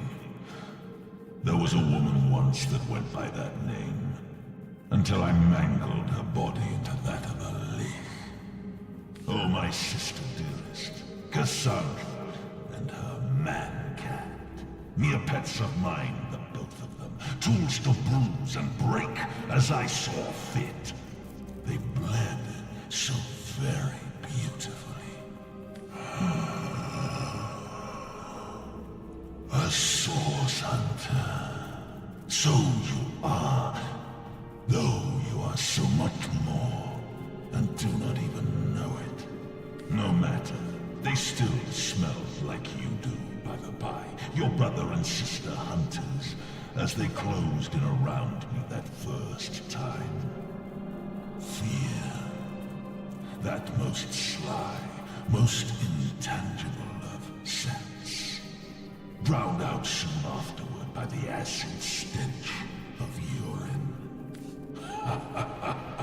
I had but to look at them, and they rusted their chainmail where they stood. I undid so manifold they had to wade through the gore of the fallen. Oh, what a feast, what fountains of gravy we had. Alas, that there were too many, as there clearly are too many of you still. Although, life renewed has made me rather peckish, and from the looks of you, you need but the slightest of squeezes to make squirt the sauce's sauce from your soft, fleshy shell. Yes, look at you, plump as a leech bulging with freshly sucked blood. Oh, I do believe, as my servants would say as they brought in a squirming, plump girl on a plate, that dinner is served.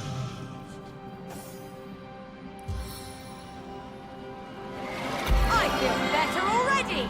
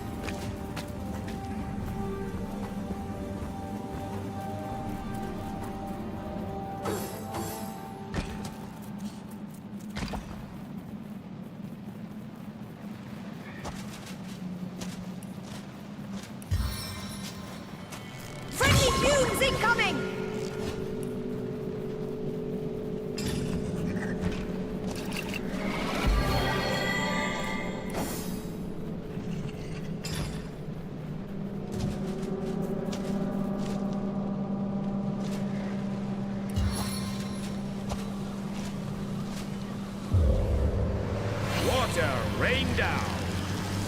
I'm drenched.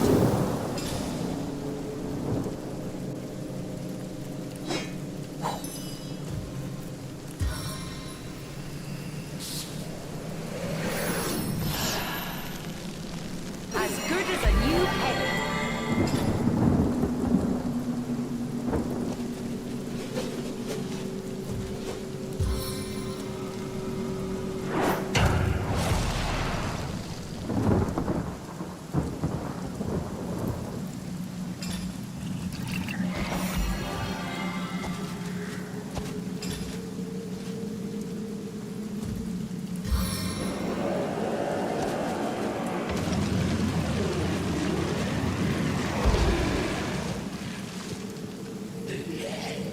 I'll write my next tale in your blood.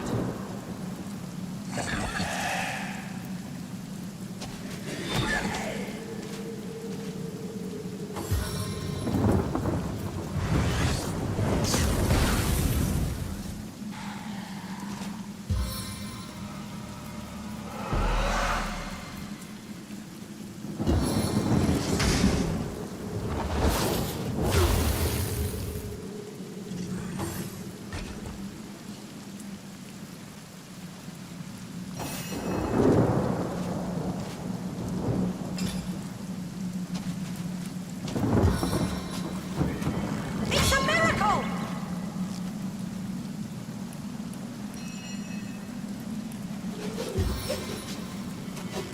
Faithful arrow, seek your target.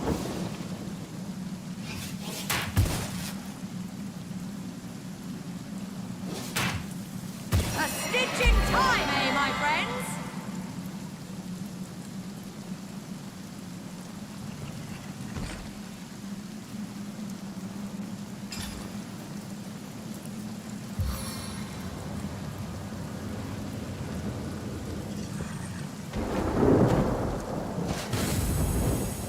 Oh, how I'll sing of your entrails.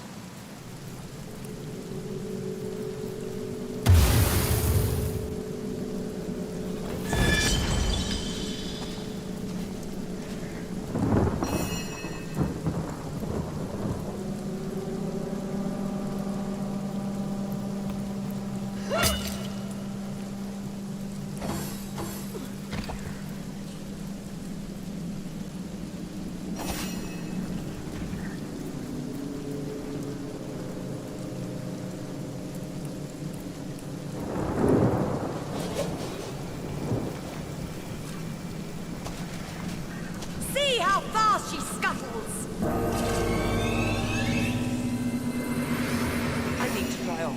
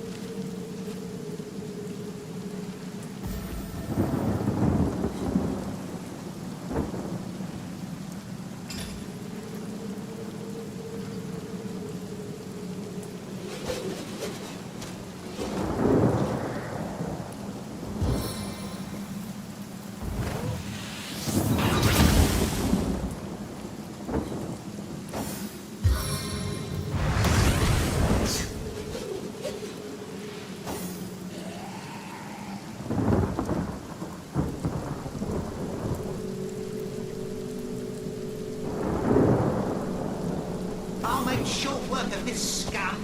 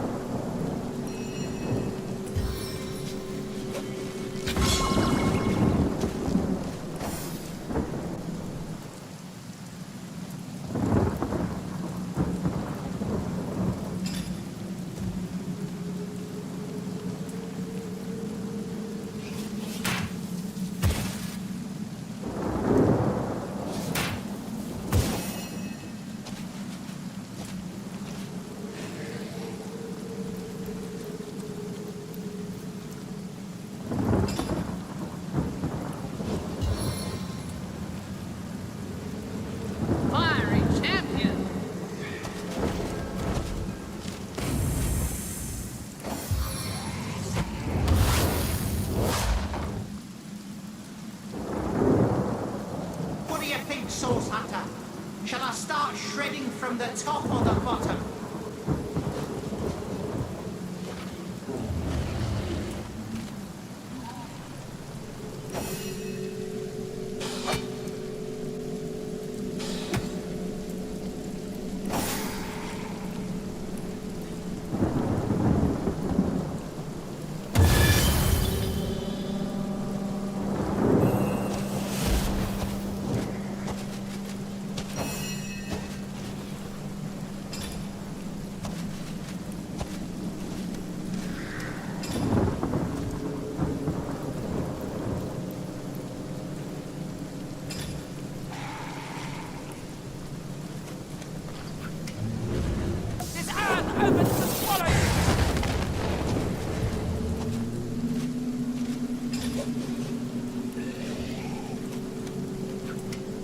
What's in this little bottle when knocked from your...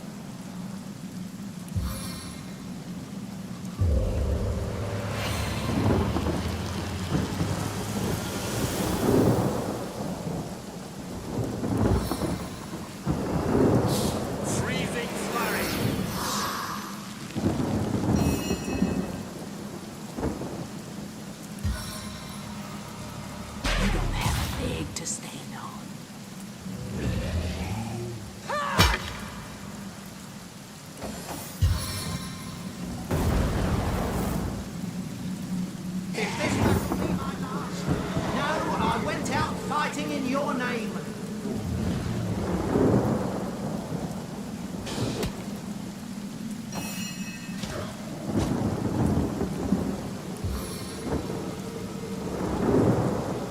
You don't have a leg to stand on.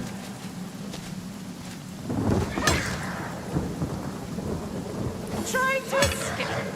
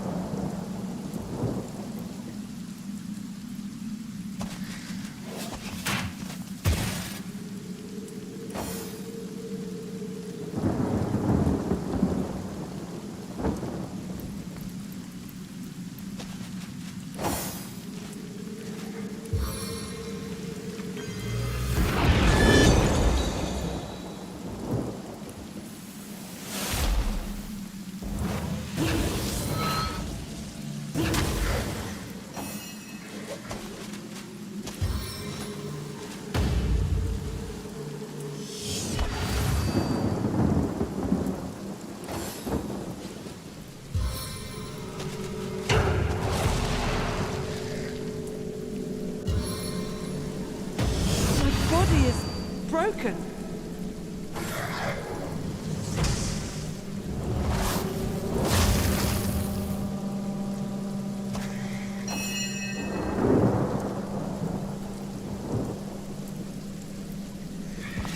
How could that happen?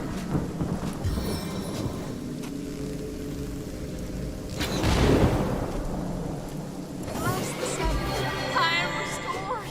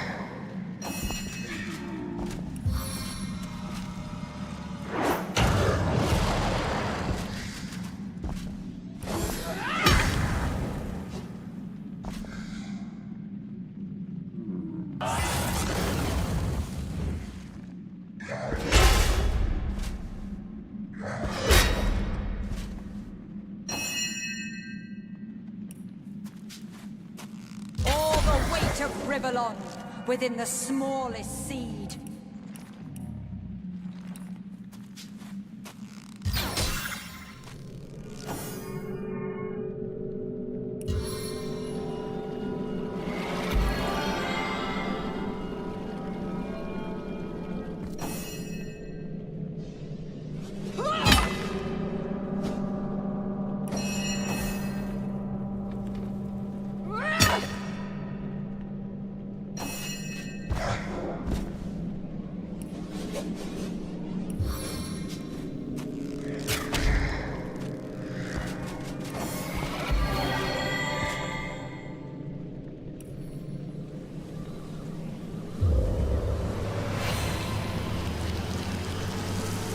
I'm tripping.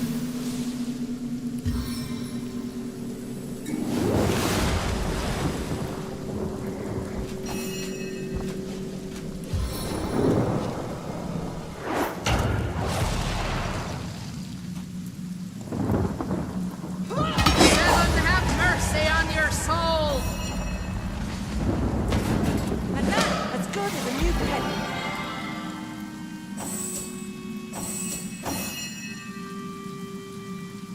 The king is dead. Long live... well, not he. He came close though, Brachus Rex. Close to fulfilling his dream. Dormant he would lie until loyal followers that persisted through centuries would restore him to life afresh. As a ghoul, no more was he reborn. Exactly the type of base necromancy I abhor. But now that he is dust at our feet, I can't help but feeling a morsel of pity. The work of ages, the desire beyond death, we undid with a simple stroke of the sword. Yes, well, something along those lines. Life, it is such a precious commodity. So precious indeed that death is dealt in droves to merely postpone it. To make it cross the boundaries set by nature. There is such simple irony to be found in these exploits. But at the heart of it lies an equally simple endeavor, which is to overcome the most primal of fears. The dread that prompts philosophy and religion both. And that is the fear of death. To overcome death, if it be possible, is to attain victory over the unconquerable. Such a victory, what a thing of beauty it would be. Still, all this talk about immortality hits the raw and ragged nerve of passing time with relentless momentum. Onward, onward! To be idle is to die.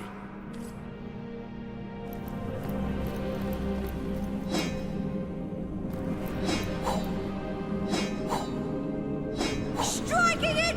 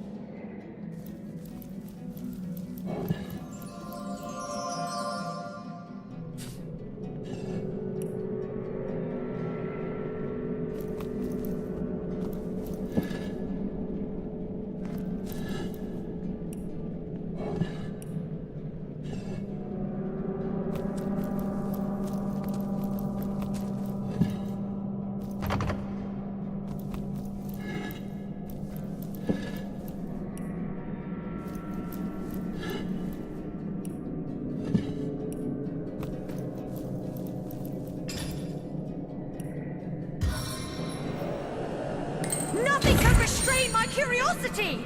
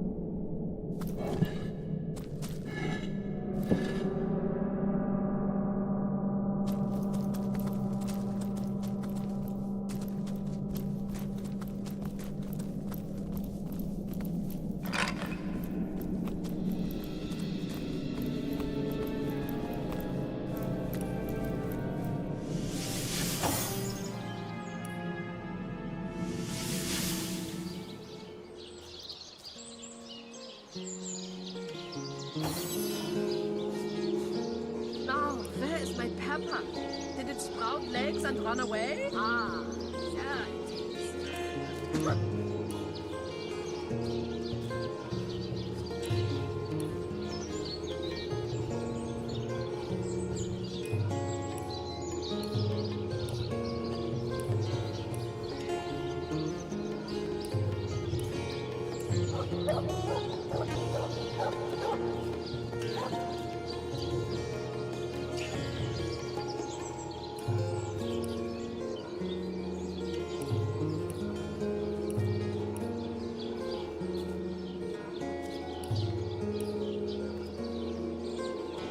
Now, where is my pepper? Did it sprout legs and run away? Ah, there it is.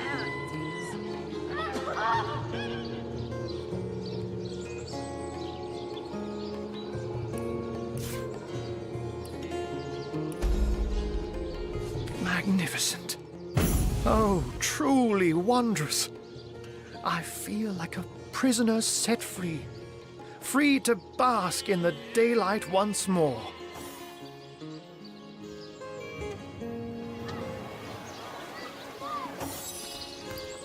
I was so fearful, petrified almost in the knowledge that I might see him again. You see, I knew the Mad King. In fact, I served him. I'm a wizard hunter, and that means I've seen many centuries pass me by. They weren't always happy ones, and you may take that as an understatement. I was once under Brachus's thrall, bound to him by perfidious magic. Life was an endless cycle of servitude, torture, and humiliation. Only after the first source hunters skewered him like the pig he was did my nightmare end. As you can imagine, I was afraid beyond all measure that the fiend would enslave us all once more. That I'd be cast back into the rank pit that was my past. But he hasn't, and he never will. Thank you. I will never forget this act of valor. So you have heard of her? Yes. I knew Cassandra. She was a sweet girl when we met. Hardly a woman yet. The very opposite of her deranged brother, who did not hesitate to butcher her for his own benefit. We were fast friends in those days. Aye, more than friends. Until he took her down to the dungeons and she returned a woman no longer. A twisted lich had she become, with a twisted mind to match her grisly new shape. He remorselessly and relentlessly sought ways to cheat death. Cassandra and he were soul-forged, so he knew that if she would die, he would die. And so he turned her into a lich. Turned her into a creature neither living nor dead, so that he could break the soul forge without destroying himself in the process. Giving the matter no further thought, he rid his sister of her humanity, so as to rid himself of a spell that could threaten him. Such a man was Brachus Rex. Immortal in his mind and immortal to be in effect. As your swords and spells have demonstrated, though, to this world's everlasting contentment, his deranged fancy was not to be. I don't know. When the Source Hunters besieged Brachus' castle, I sought only to escape. I never heard of her again. Yes, I longed for freedom, for release. When I saw my chance, I ran and never looked back. You have foiled one of Leandra's vile designs, that much is certain. But I highly doubt you forestalled her endgame, whatever that may be. It is therefore imperative that we find her sister Ikara. As you've learned from the accursed duo that was Jake and Evelyn, the White Witch is somehow involved. I will vouch for her gentle nature, but alas, I cannot vouch for her current state of mind. Has she been corrupted by her sister, perhaps? Or have they become enemies locked in a murderous game of cat and mouse? There's no way of knowing until you find her. What I do know is that she lives in a cabin deep in Lacula Forest to the north. If anywhere, that is where I advise your travels should take you next. Very well, Hunter. My gratitude is yours, as is my service.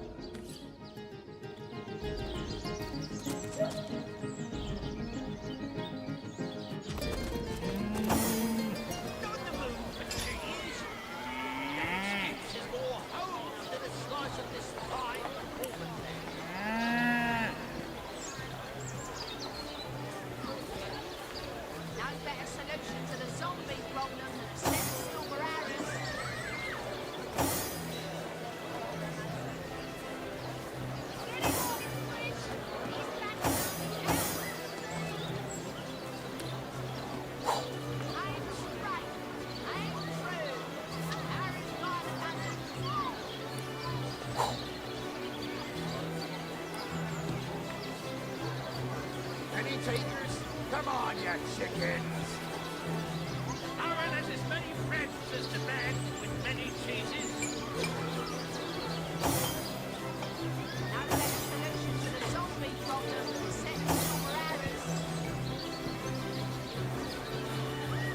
Aaron has as many friends as the man with many cheeses.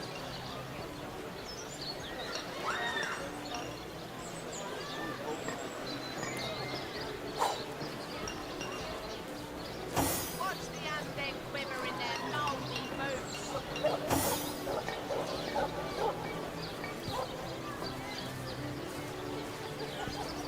Potions to bemuscle you, scrolls to entussle you. Made of big cheese on your rock with a wheel of the good stuff.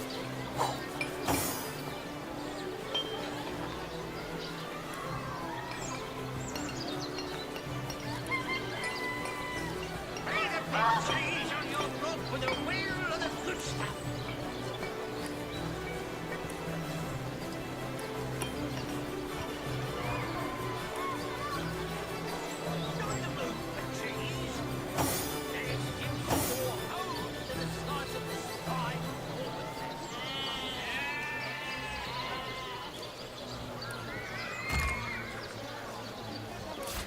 Let us see if you can choose the finest greens.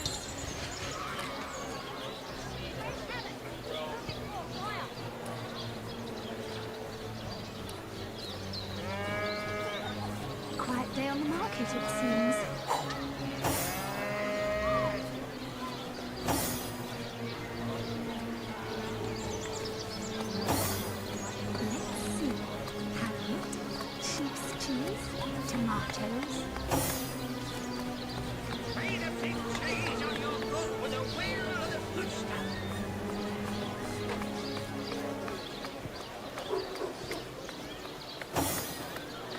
Lonesome?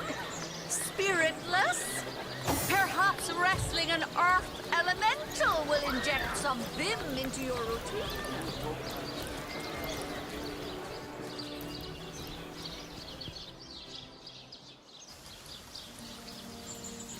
Don't pay attention to these curious. Divines doubly bless you, friend. I shall be very glad to share what information I can give you. This cannot be. Can it? You have found one of the sources of the undead and sent it back into oblivion. But that is fantastic. Never have I seen such heroism. Hope breaks through after 2 years of absolute darkness. Sicil remains under threat, yes, but finally it has been proven even the dead can be vanquished. To think, Feliron too was behind these horrors all along. A man who treated the wounds I obtained in battle, who comforted me when my agony was great. Such a pity. Sicil is in your debt, Hunter. I, and the Legion too. Brachus Rex is dead, and no one but you could have done this glorious deed.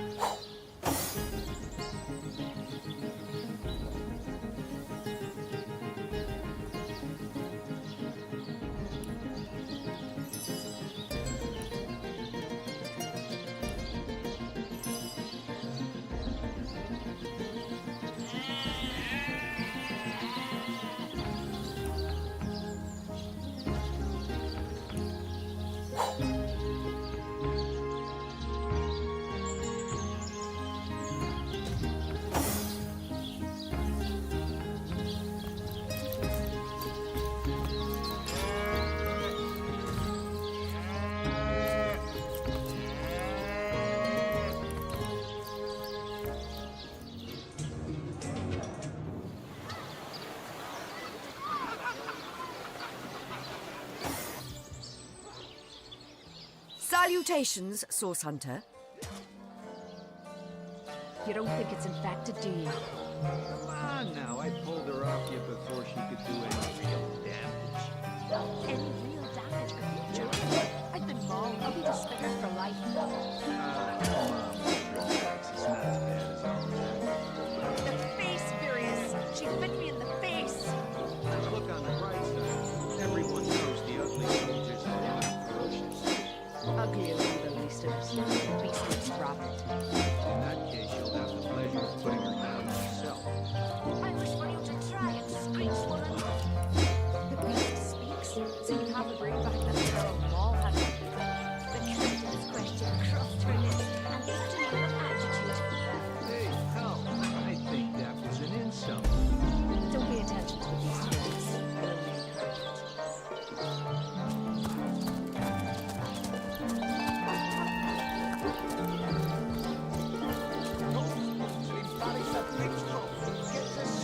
You don't think it's infected, do you?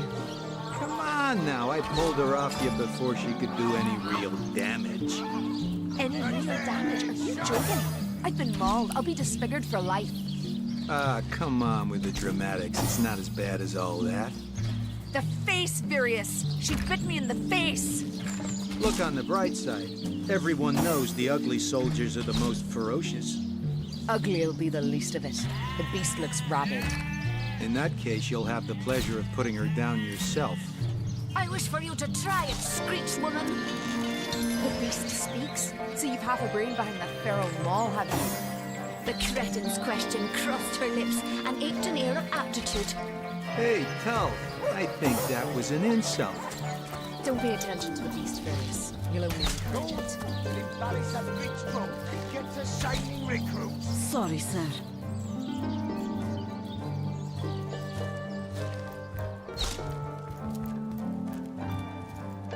Ah, the Source Hunter. Oh, joyous hour.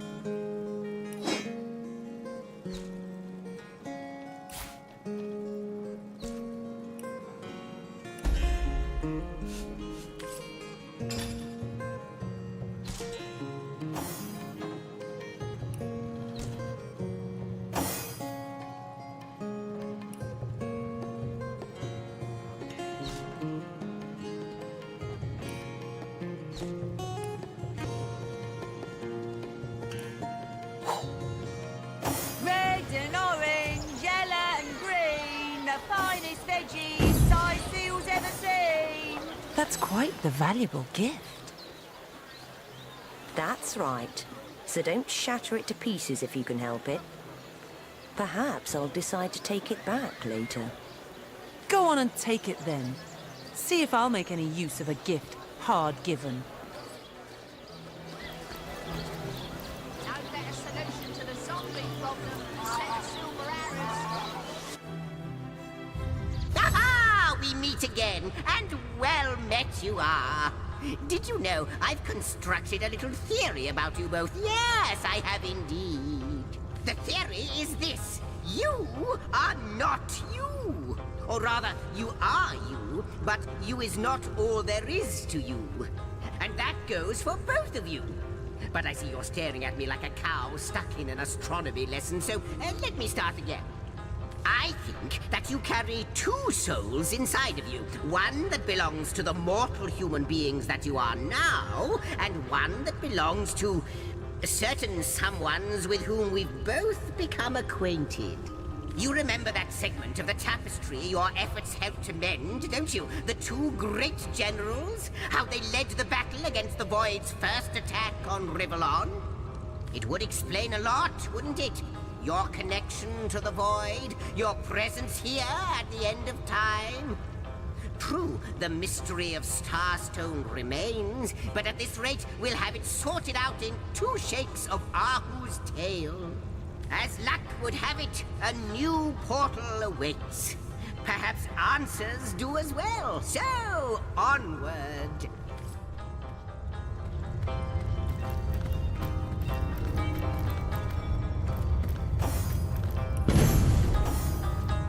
A second soul? Do you think it could be true? Why not? You don't have to convince me there's something infinitely great innate to my being. I myself don't believe a word of it. That historian has lost more marbles than I have souls. That much I assure you.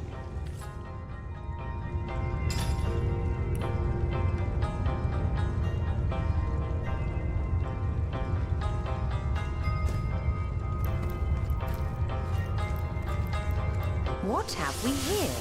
A study? A library? Guardians. Dear Guardians. When I see your faces, It is like the barriers of time tumble in upon themselves. But oh, how my heart aches when I think of the duty you adopted. It was more than even the gods had the right to ask of you. You did not want it, but you took it upon yourselves nonetheless. Though many wailed and many wept, in a ruptured world, wherein all resolve had crumbled, you renounced life and liberty to stand guard and protect every last morsel of creation. When I despair, I think of your sacrifice. In my darkest hours, I cherish the resolve that was you. Good thing to be cherished.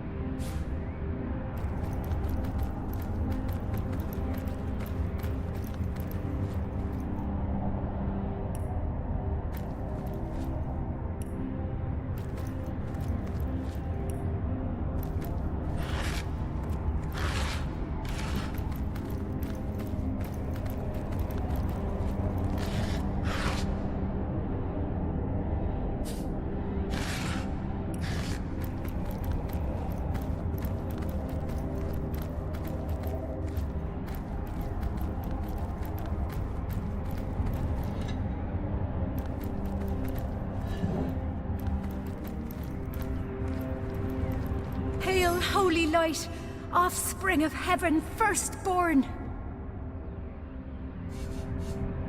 Which way I fly is here. Myself am here, but in the lowest deep. A lower deep still threatening to devour this homestead opens wide. Whence thou returnest, and whither wentest, I know. Direction hardly signifies. About me? The Guardian's first disobedience, and the fruit of that forbidden box, whose depths brought death into this world, and all our woe with loss of source I remember. I come no spy with purpose to explore or to disturb the secrets of your realm, but secrets of my own I bring. The secrets of another world, perhaps not lawful to reveal.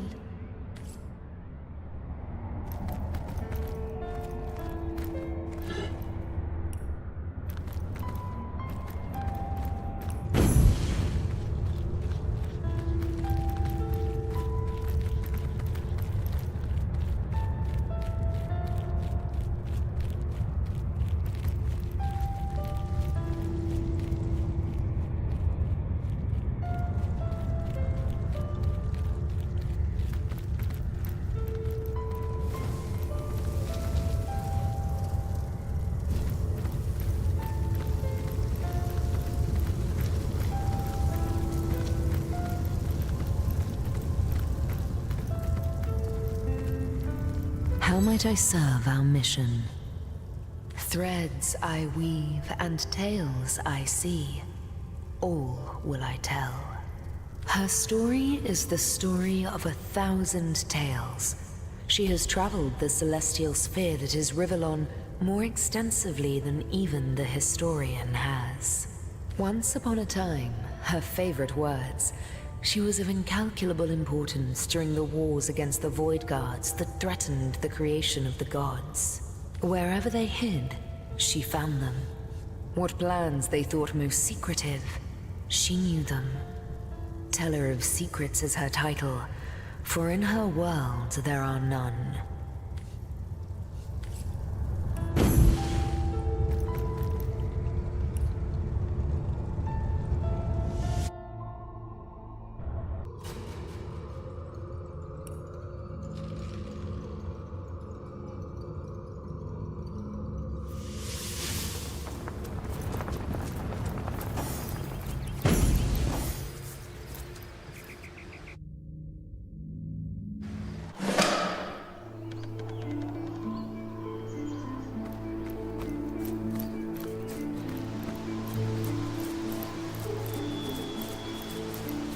Hail, Source Hunter. Good to see you've reached Lacula Forest. There were times when I came to this neck of the woods just to whiff its wholesome air. Alas, that it is thick with sorcery these days. It surrounds us here, like an invisible mist. Takes cat's eyes to see it creep. Even so, it's plain as day to the east, all about Ikara's cabin. Immaculates beset it, no doubt under Leandra's orders.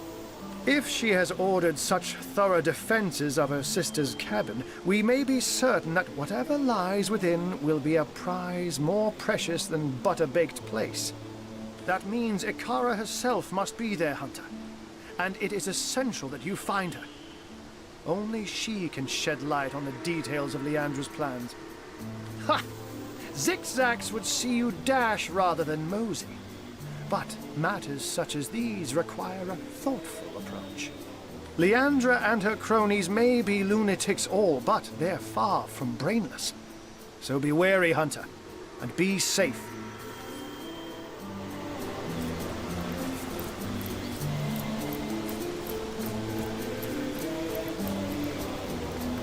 In the name of the goddess, halt!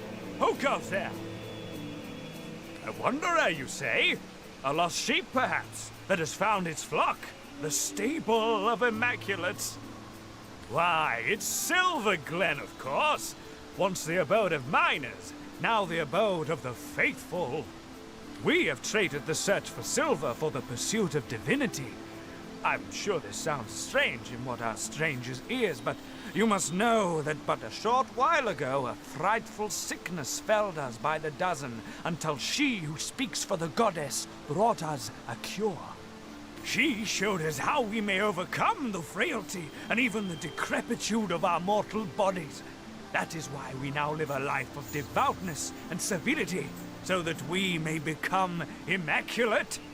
But I suggest you talk to Father Loik if you want to learn more about the ways of the goddess. Be welcome, therefore, to Silver Glen. Blessed be all Immaculates. I wouldn't trust these sentries. May the goddess to guide you through the forest. Keep alert, comrades. Keep you safe. There's something fishy about this place. Source Hunter, you've made it into the hamlet of Silver Glen, I see. Unnerving spot, don't you find?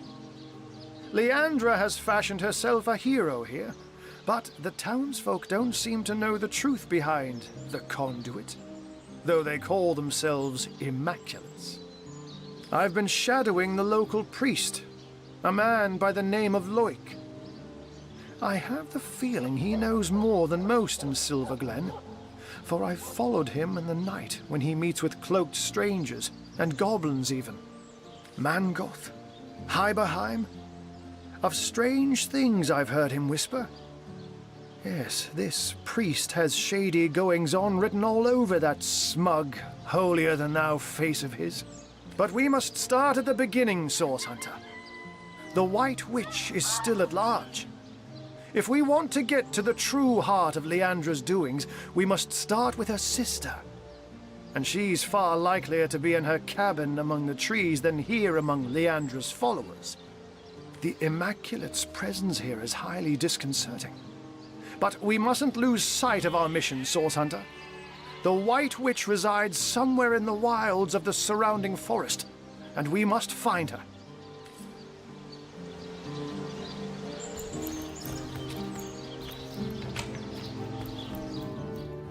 Welcome be, O seeking souls, to this holy house of Immaculates.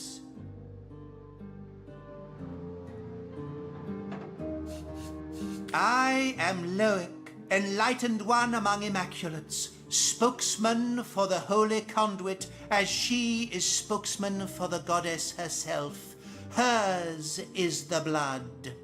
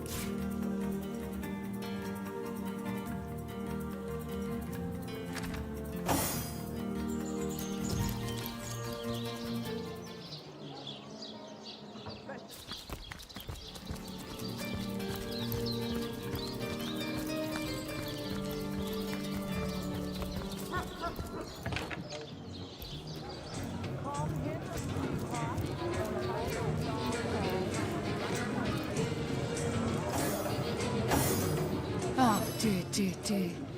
You'll hardly impress the conduit with such a clouded look about your eyes. But not to fear, not to fear. I've just the potion for that. Ah, Oh. You haven't any ale, have ya? Well, never mind for now. What sort of magical relics can I offer ya? Blessed by the goddess they are, each and all. Here's a shiny Joy. coin. Keep the change. I'd like to order a drink, please.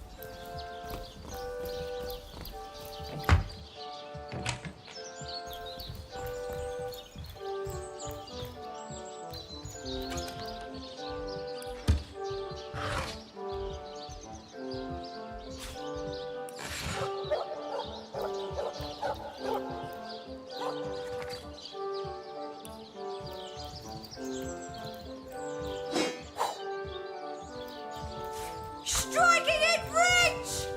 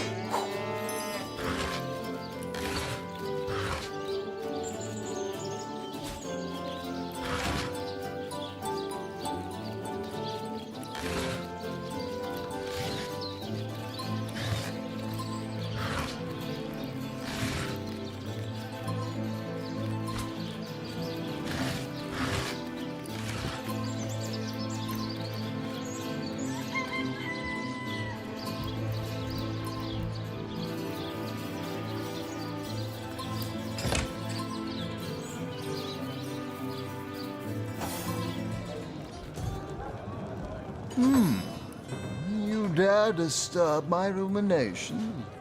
It must be that you can hardly wait to purchase an ingredient or two for a very urgent recipe. I'll forgive this imposition if you'll make me a generous offer.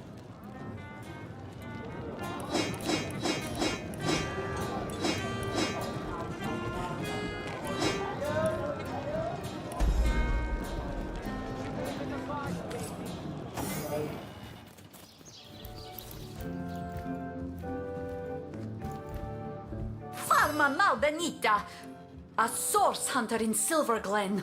I have traveled mile on top of mile to find help, and now help has, how you say, appeared from skinny vapors.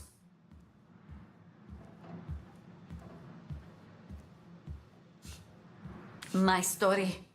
Well, this is no small tale.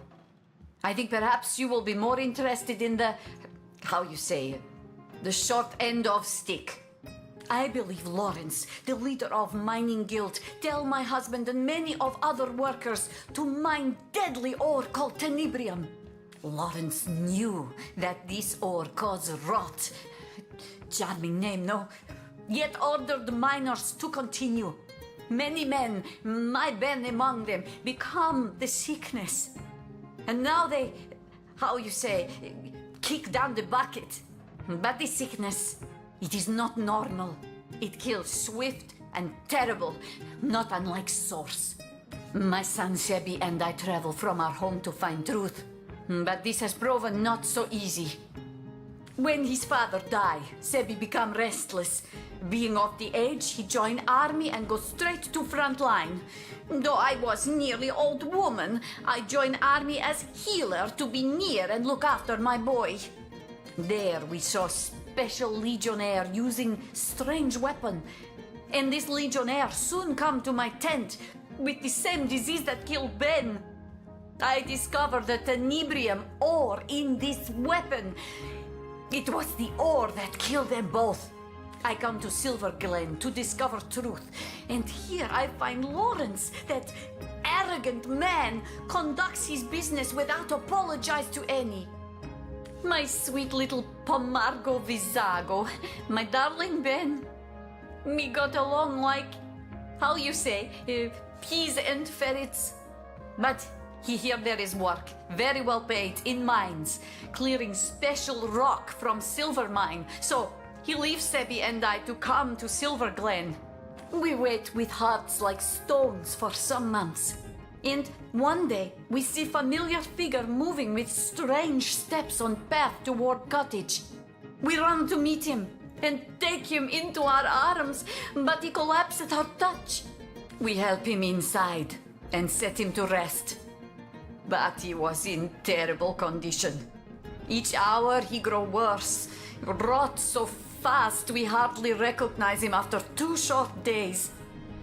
He slip away from us, and we bury him with much grief. Exactly this.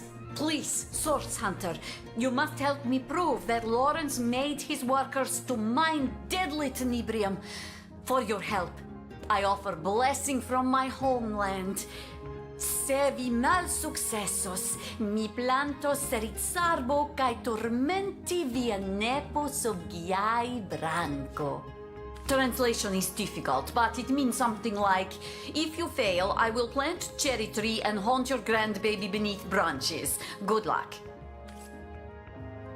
Hello and welcome to our shop. I am the son of the proprietor, Nadia. Please let us know how we can help you.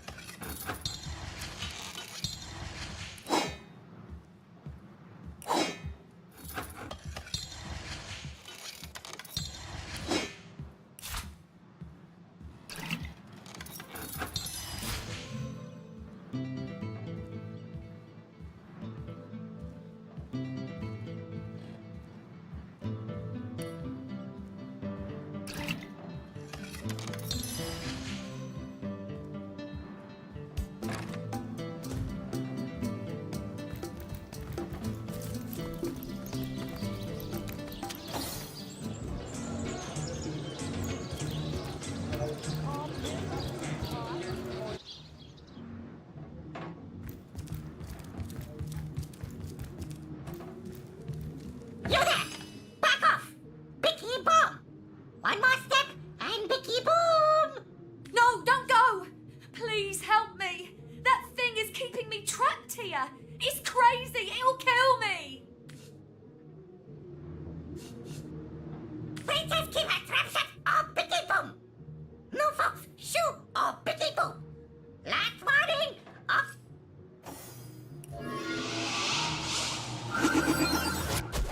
Heaven have mercy on your soul! Oh, thank you, thank you, thank you! You saved my life! It was that cur of a Frederick that did this to me. He locked me in here with that ridiculous creature. Dear me, I need to get out of this room. Yes, I'll go downstairs to catch a breath of fresh air, but do come and talk to me again if you want to hear more about what transpired here.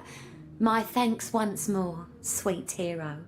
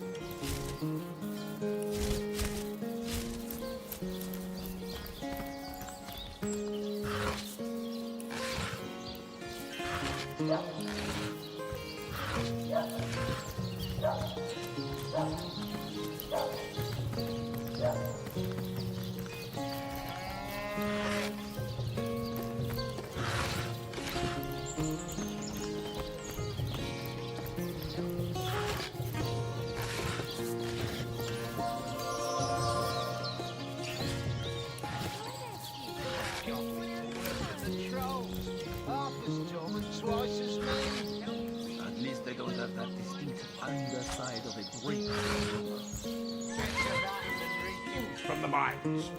No news, sir. Goblins will slice us to ribbons if we approach the bridge. Unacceptable. I want those goblins out of my mine by yesterday. Send another man. As many as it takes. We haven't enough men among us to take on even a few of them, sir. Are you deaf? I said I want those goblins out! Make it happen, even if you have to spear Drexis yourself. A source hunter. My liege, I am at your disposal. I am Lawrence, the representative of the mining guilds responsible for operations in Silver Glen. Please, valiant hunter, let us know how we can assist you. Preposterous! What does that foreigner know about the affairs of Silver Glen? You do best to do as I do, my liege, and turn a deaf ear to her insane accusations. Oh, I am no one special. Merely a humble servant of the guild and shepherd to the happy flock of miners within this settlement. My only cause for complaint, Your Grace, are these awful goblins. They're starving us out, refusing even a single honest miner his right to work. Perhaps, my most upright highness, you might be able to help us with this little problem. You must forgive me if I become somewhat overcome when discussing it, my liege. To think how I've been betrayed. To think how the humble miners of Silver Glen suffer. I invited a tribe of goblins to assist us in clearing the tenebrium from our mine, you see. The leader of the troop, a certain spitting Satan named Drexis, promised to clear the tenebrium and be gone. When the job was done, though, he and his band of totem-brain fiends refused to vacate. They've kept close guard of the bridges to the mine since, and they'll slice whoever dares approach them into ribbons. These goblins follow Drexis like lemmings, Your Grace, and if only I could undo the traitor, they'd slither back to the swamp they crawled from. Drexis's head on my mantle would save countless miners from a slow starvation, my liege. What's one goblin over countless disenfranchised workers?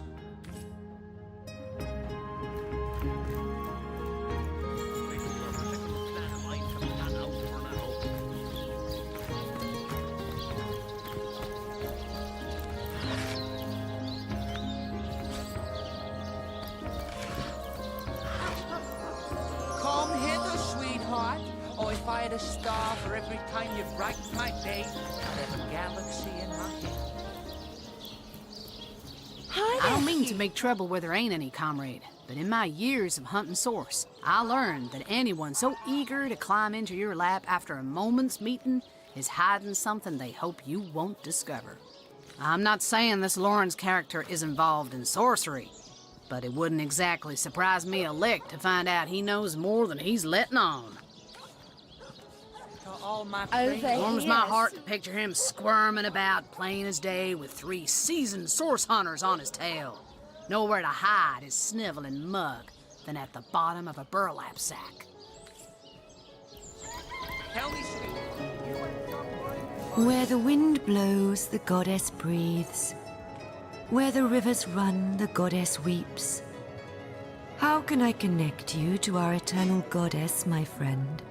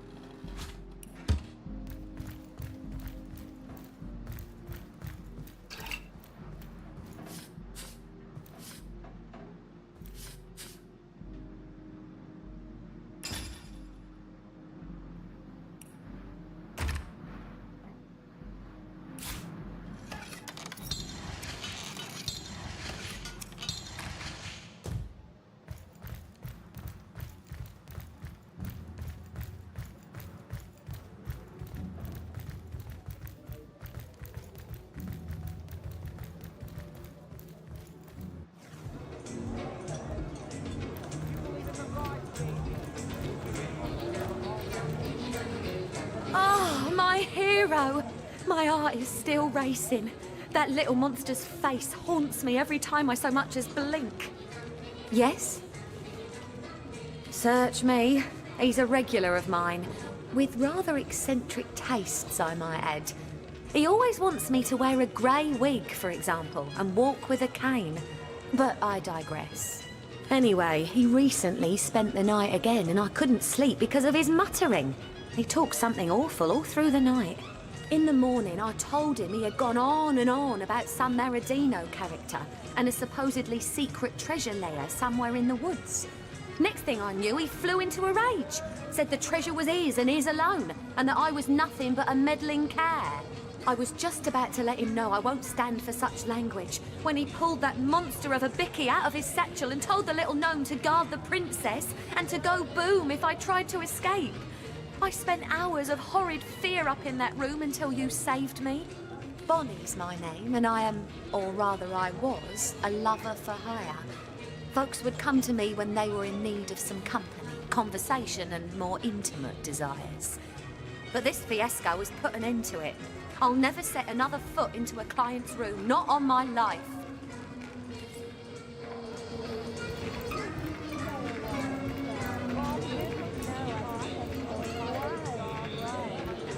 Might be. I'd have a galaxy in my hand.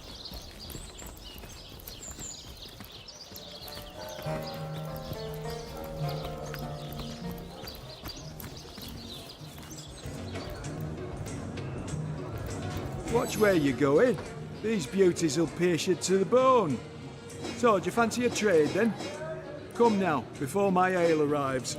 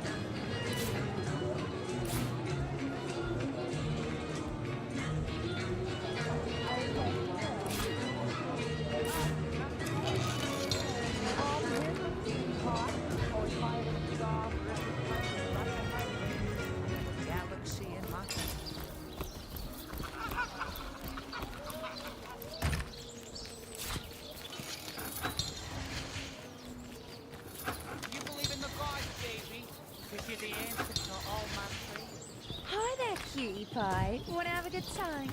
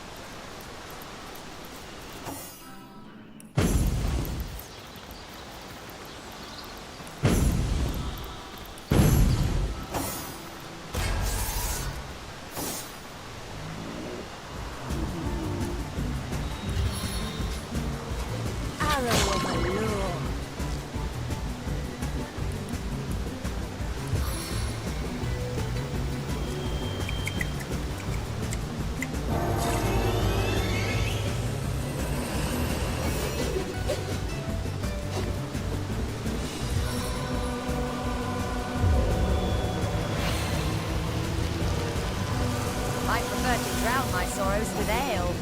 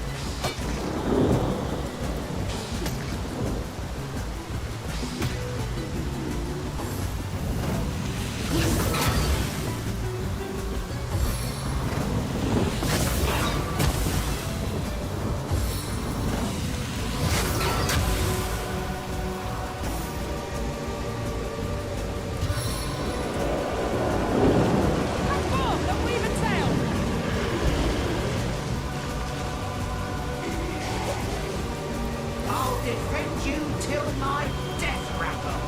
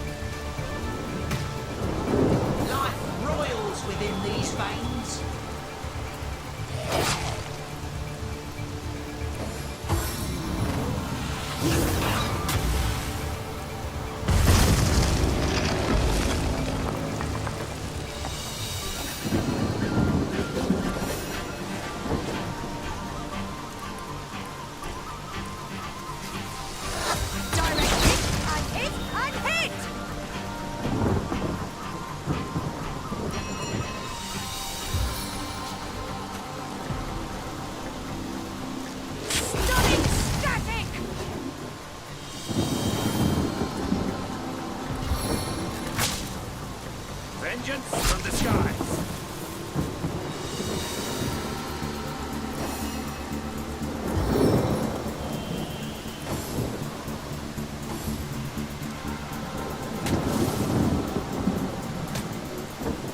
This battle be my last. No, I went out fighting in your name.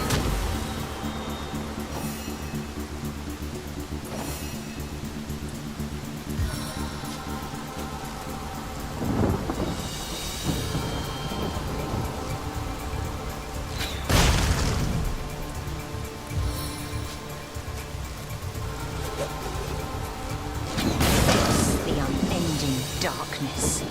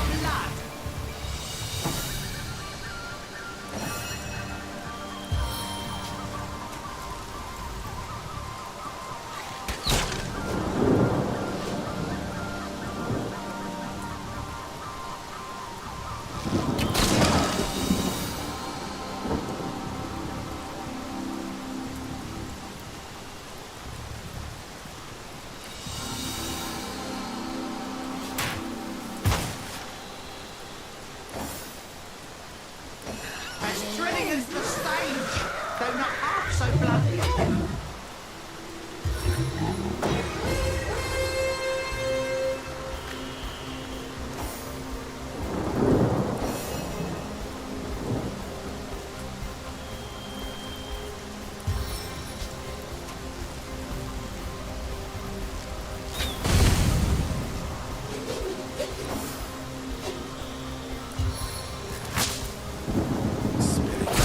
Vanquish my foes.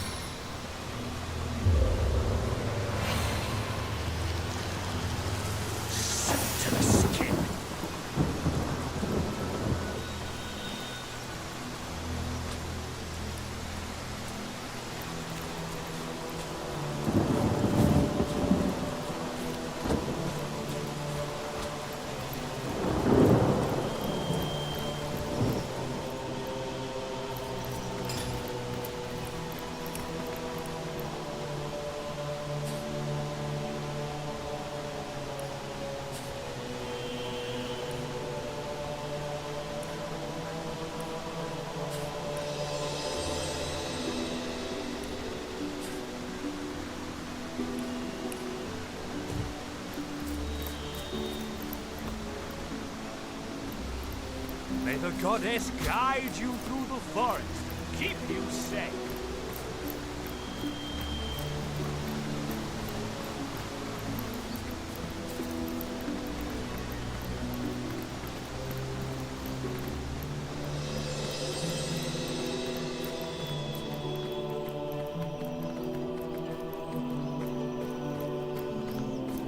Don't look at me like that. It's not as though I'm enjoying this.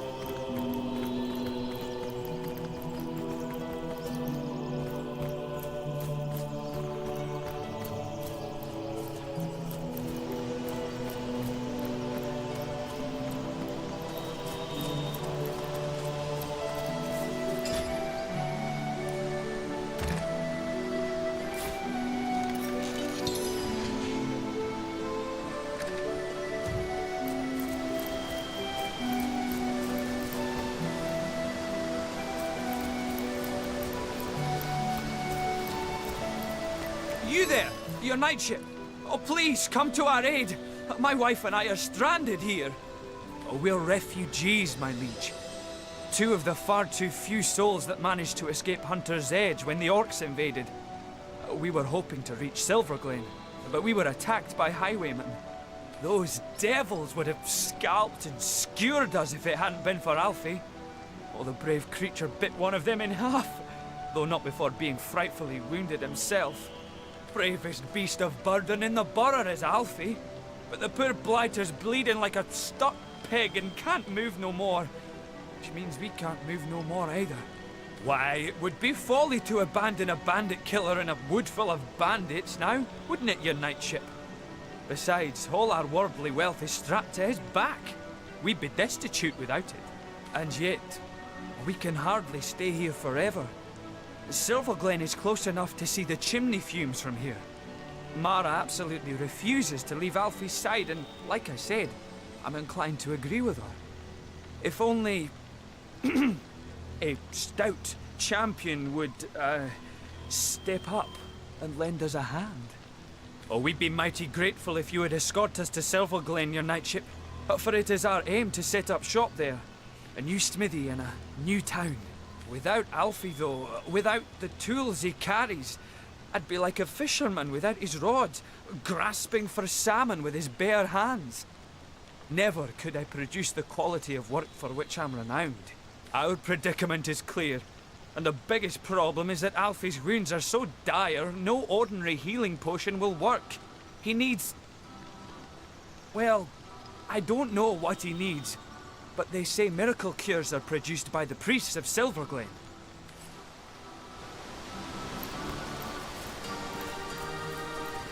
I can't believe we're stuck here, so close to our goal. Oh, I'm will we warm ever as reach fresh apple Silverglen? pie.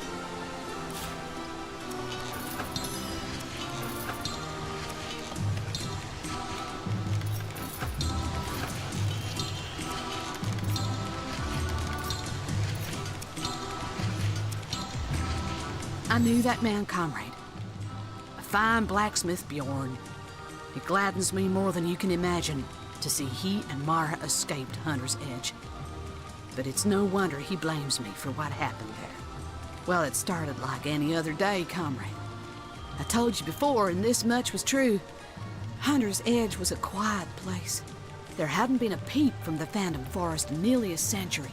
And save the occasional drunken orc wandering in from the west, there was nothing for any of the townsfolk to fear. I was on patrol one sunny afternoon when I stumbled upon a pair of scrawny orcs building a fire. Bellowed at them to get, but they went for their swords instead. Well, I made short work of them, but I couldn't find their tribe insignia anywhere. What I did find was a deep red, apple-sized gemstone in one of their pockets. It was warm in my hand, and seemed far too fine a treasure to belong to an orc. You and I both know that now, but then my senses were dulled by years of peace. I'd grown soft. I was foolish. I figured it to be an oversized ruby, and it was the worst misjudgment of my life, comrade. Their kind never did take a shine to such finery, so I assumed it had been stolen for its trading value. I pocketed the gem and planned on sending it up to Academy North for the Order to deal with. All was peaceful back at the village, all was quiet. If only I'd known then. If only I had paid attention, had seen the signs. Night had only just begun to fall when they surrounded us. It could only have been a few dozen, but they swarmed like hundreds. Those of us who resisted were immediately cut down. I watched the blood of innocent villagers spill into the streets. I saw their bodies hit the ground. People it was my job to protect, comrade. I made myself promise that night, comrade. Never again would I let another sign of source pass me by unnoticed. Never again would I fail in my sworn duty. It's a promise I intend to keep. Let's discuss it another time, comrade. It ain't easy for an old bear like me to greet these ghosts. For now, maybe we ought to soldier forward. Plenty to be done around these parts, eh? Ready to advance? Ready to defend?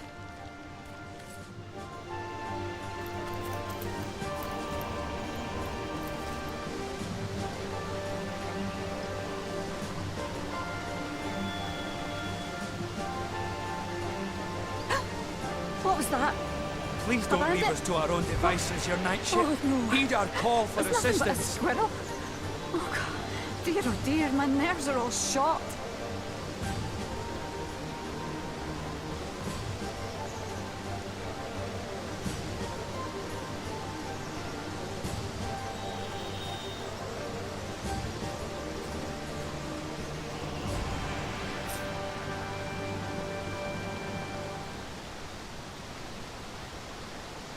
To think of all the clothes I left behind in Hunter's Edge. All the jewels and trinkets. Oh, hell take the orcs.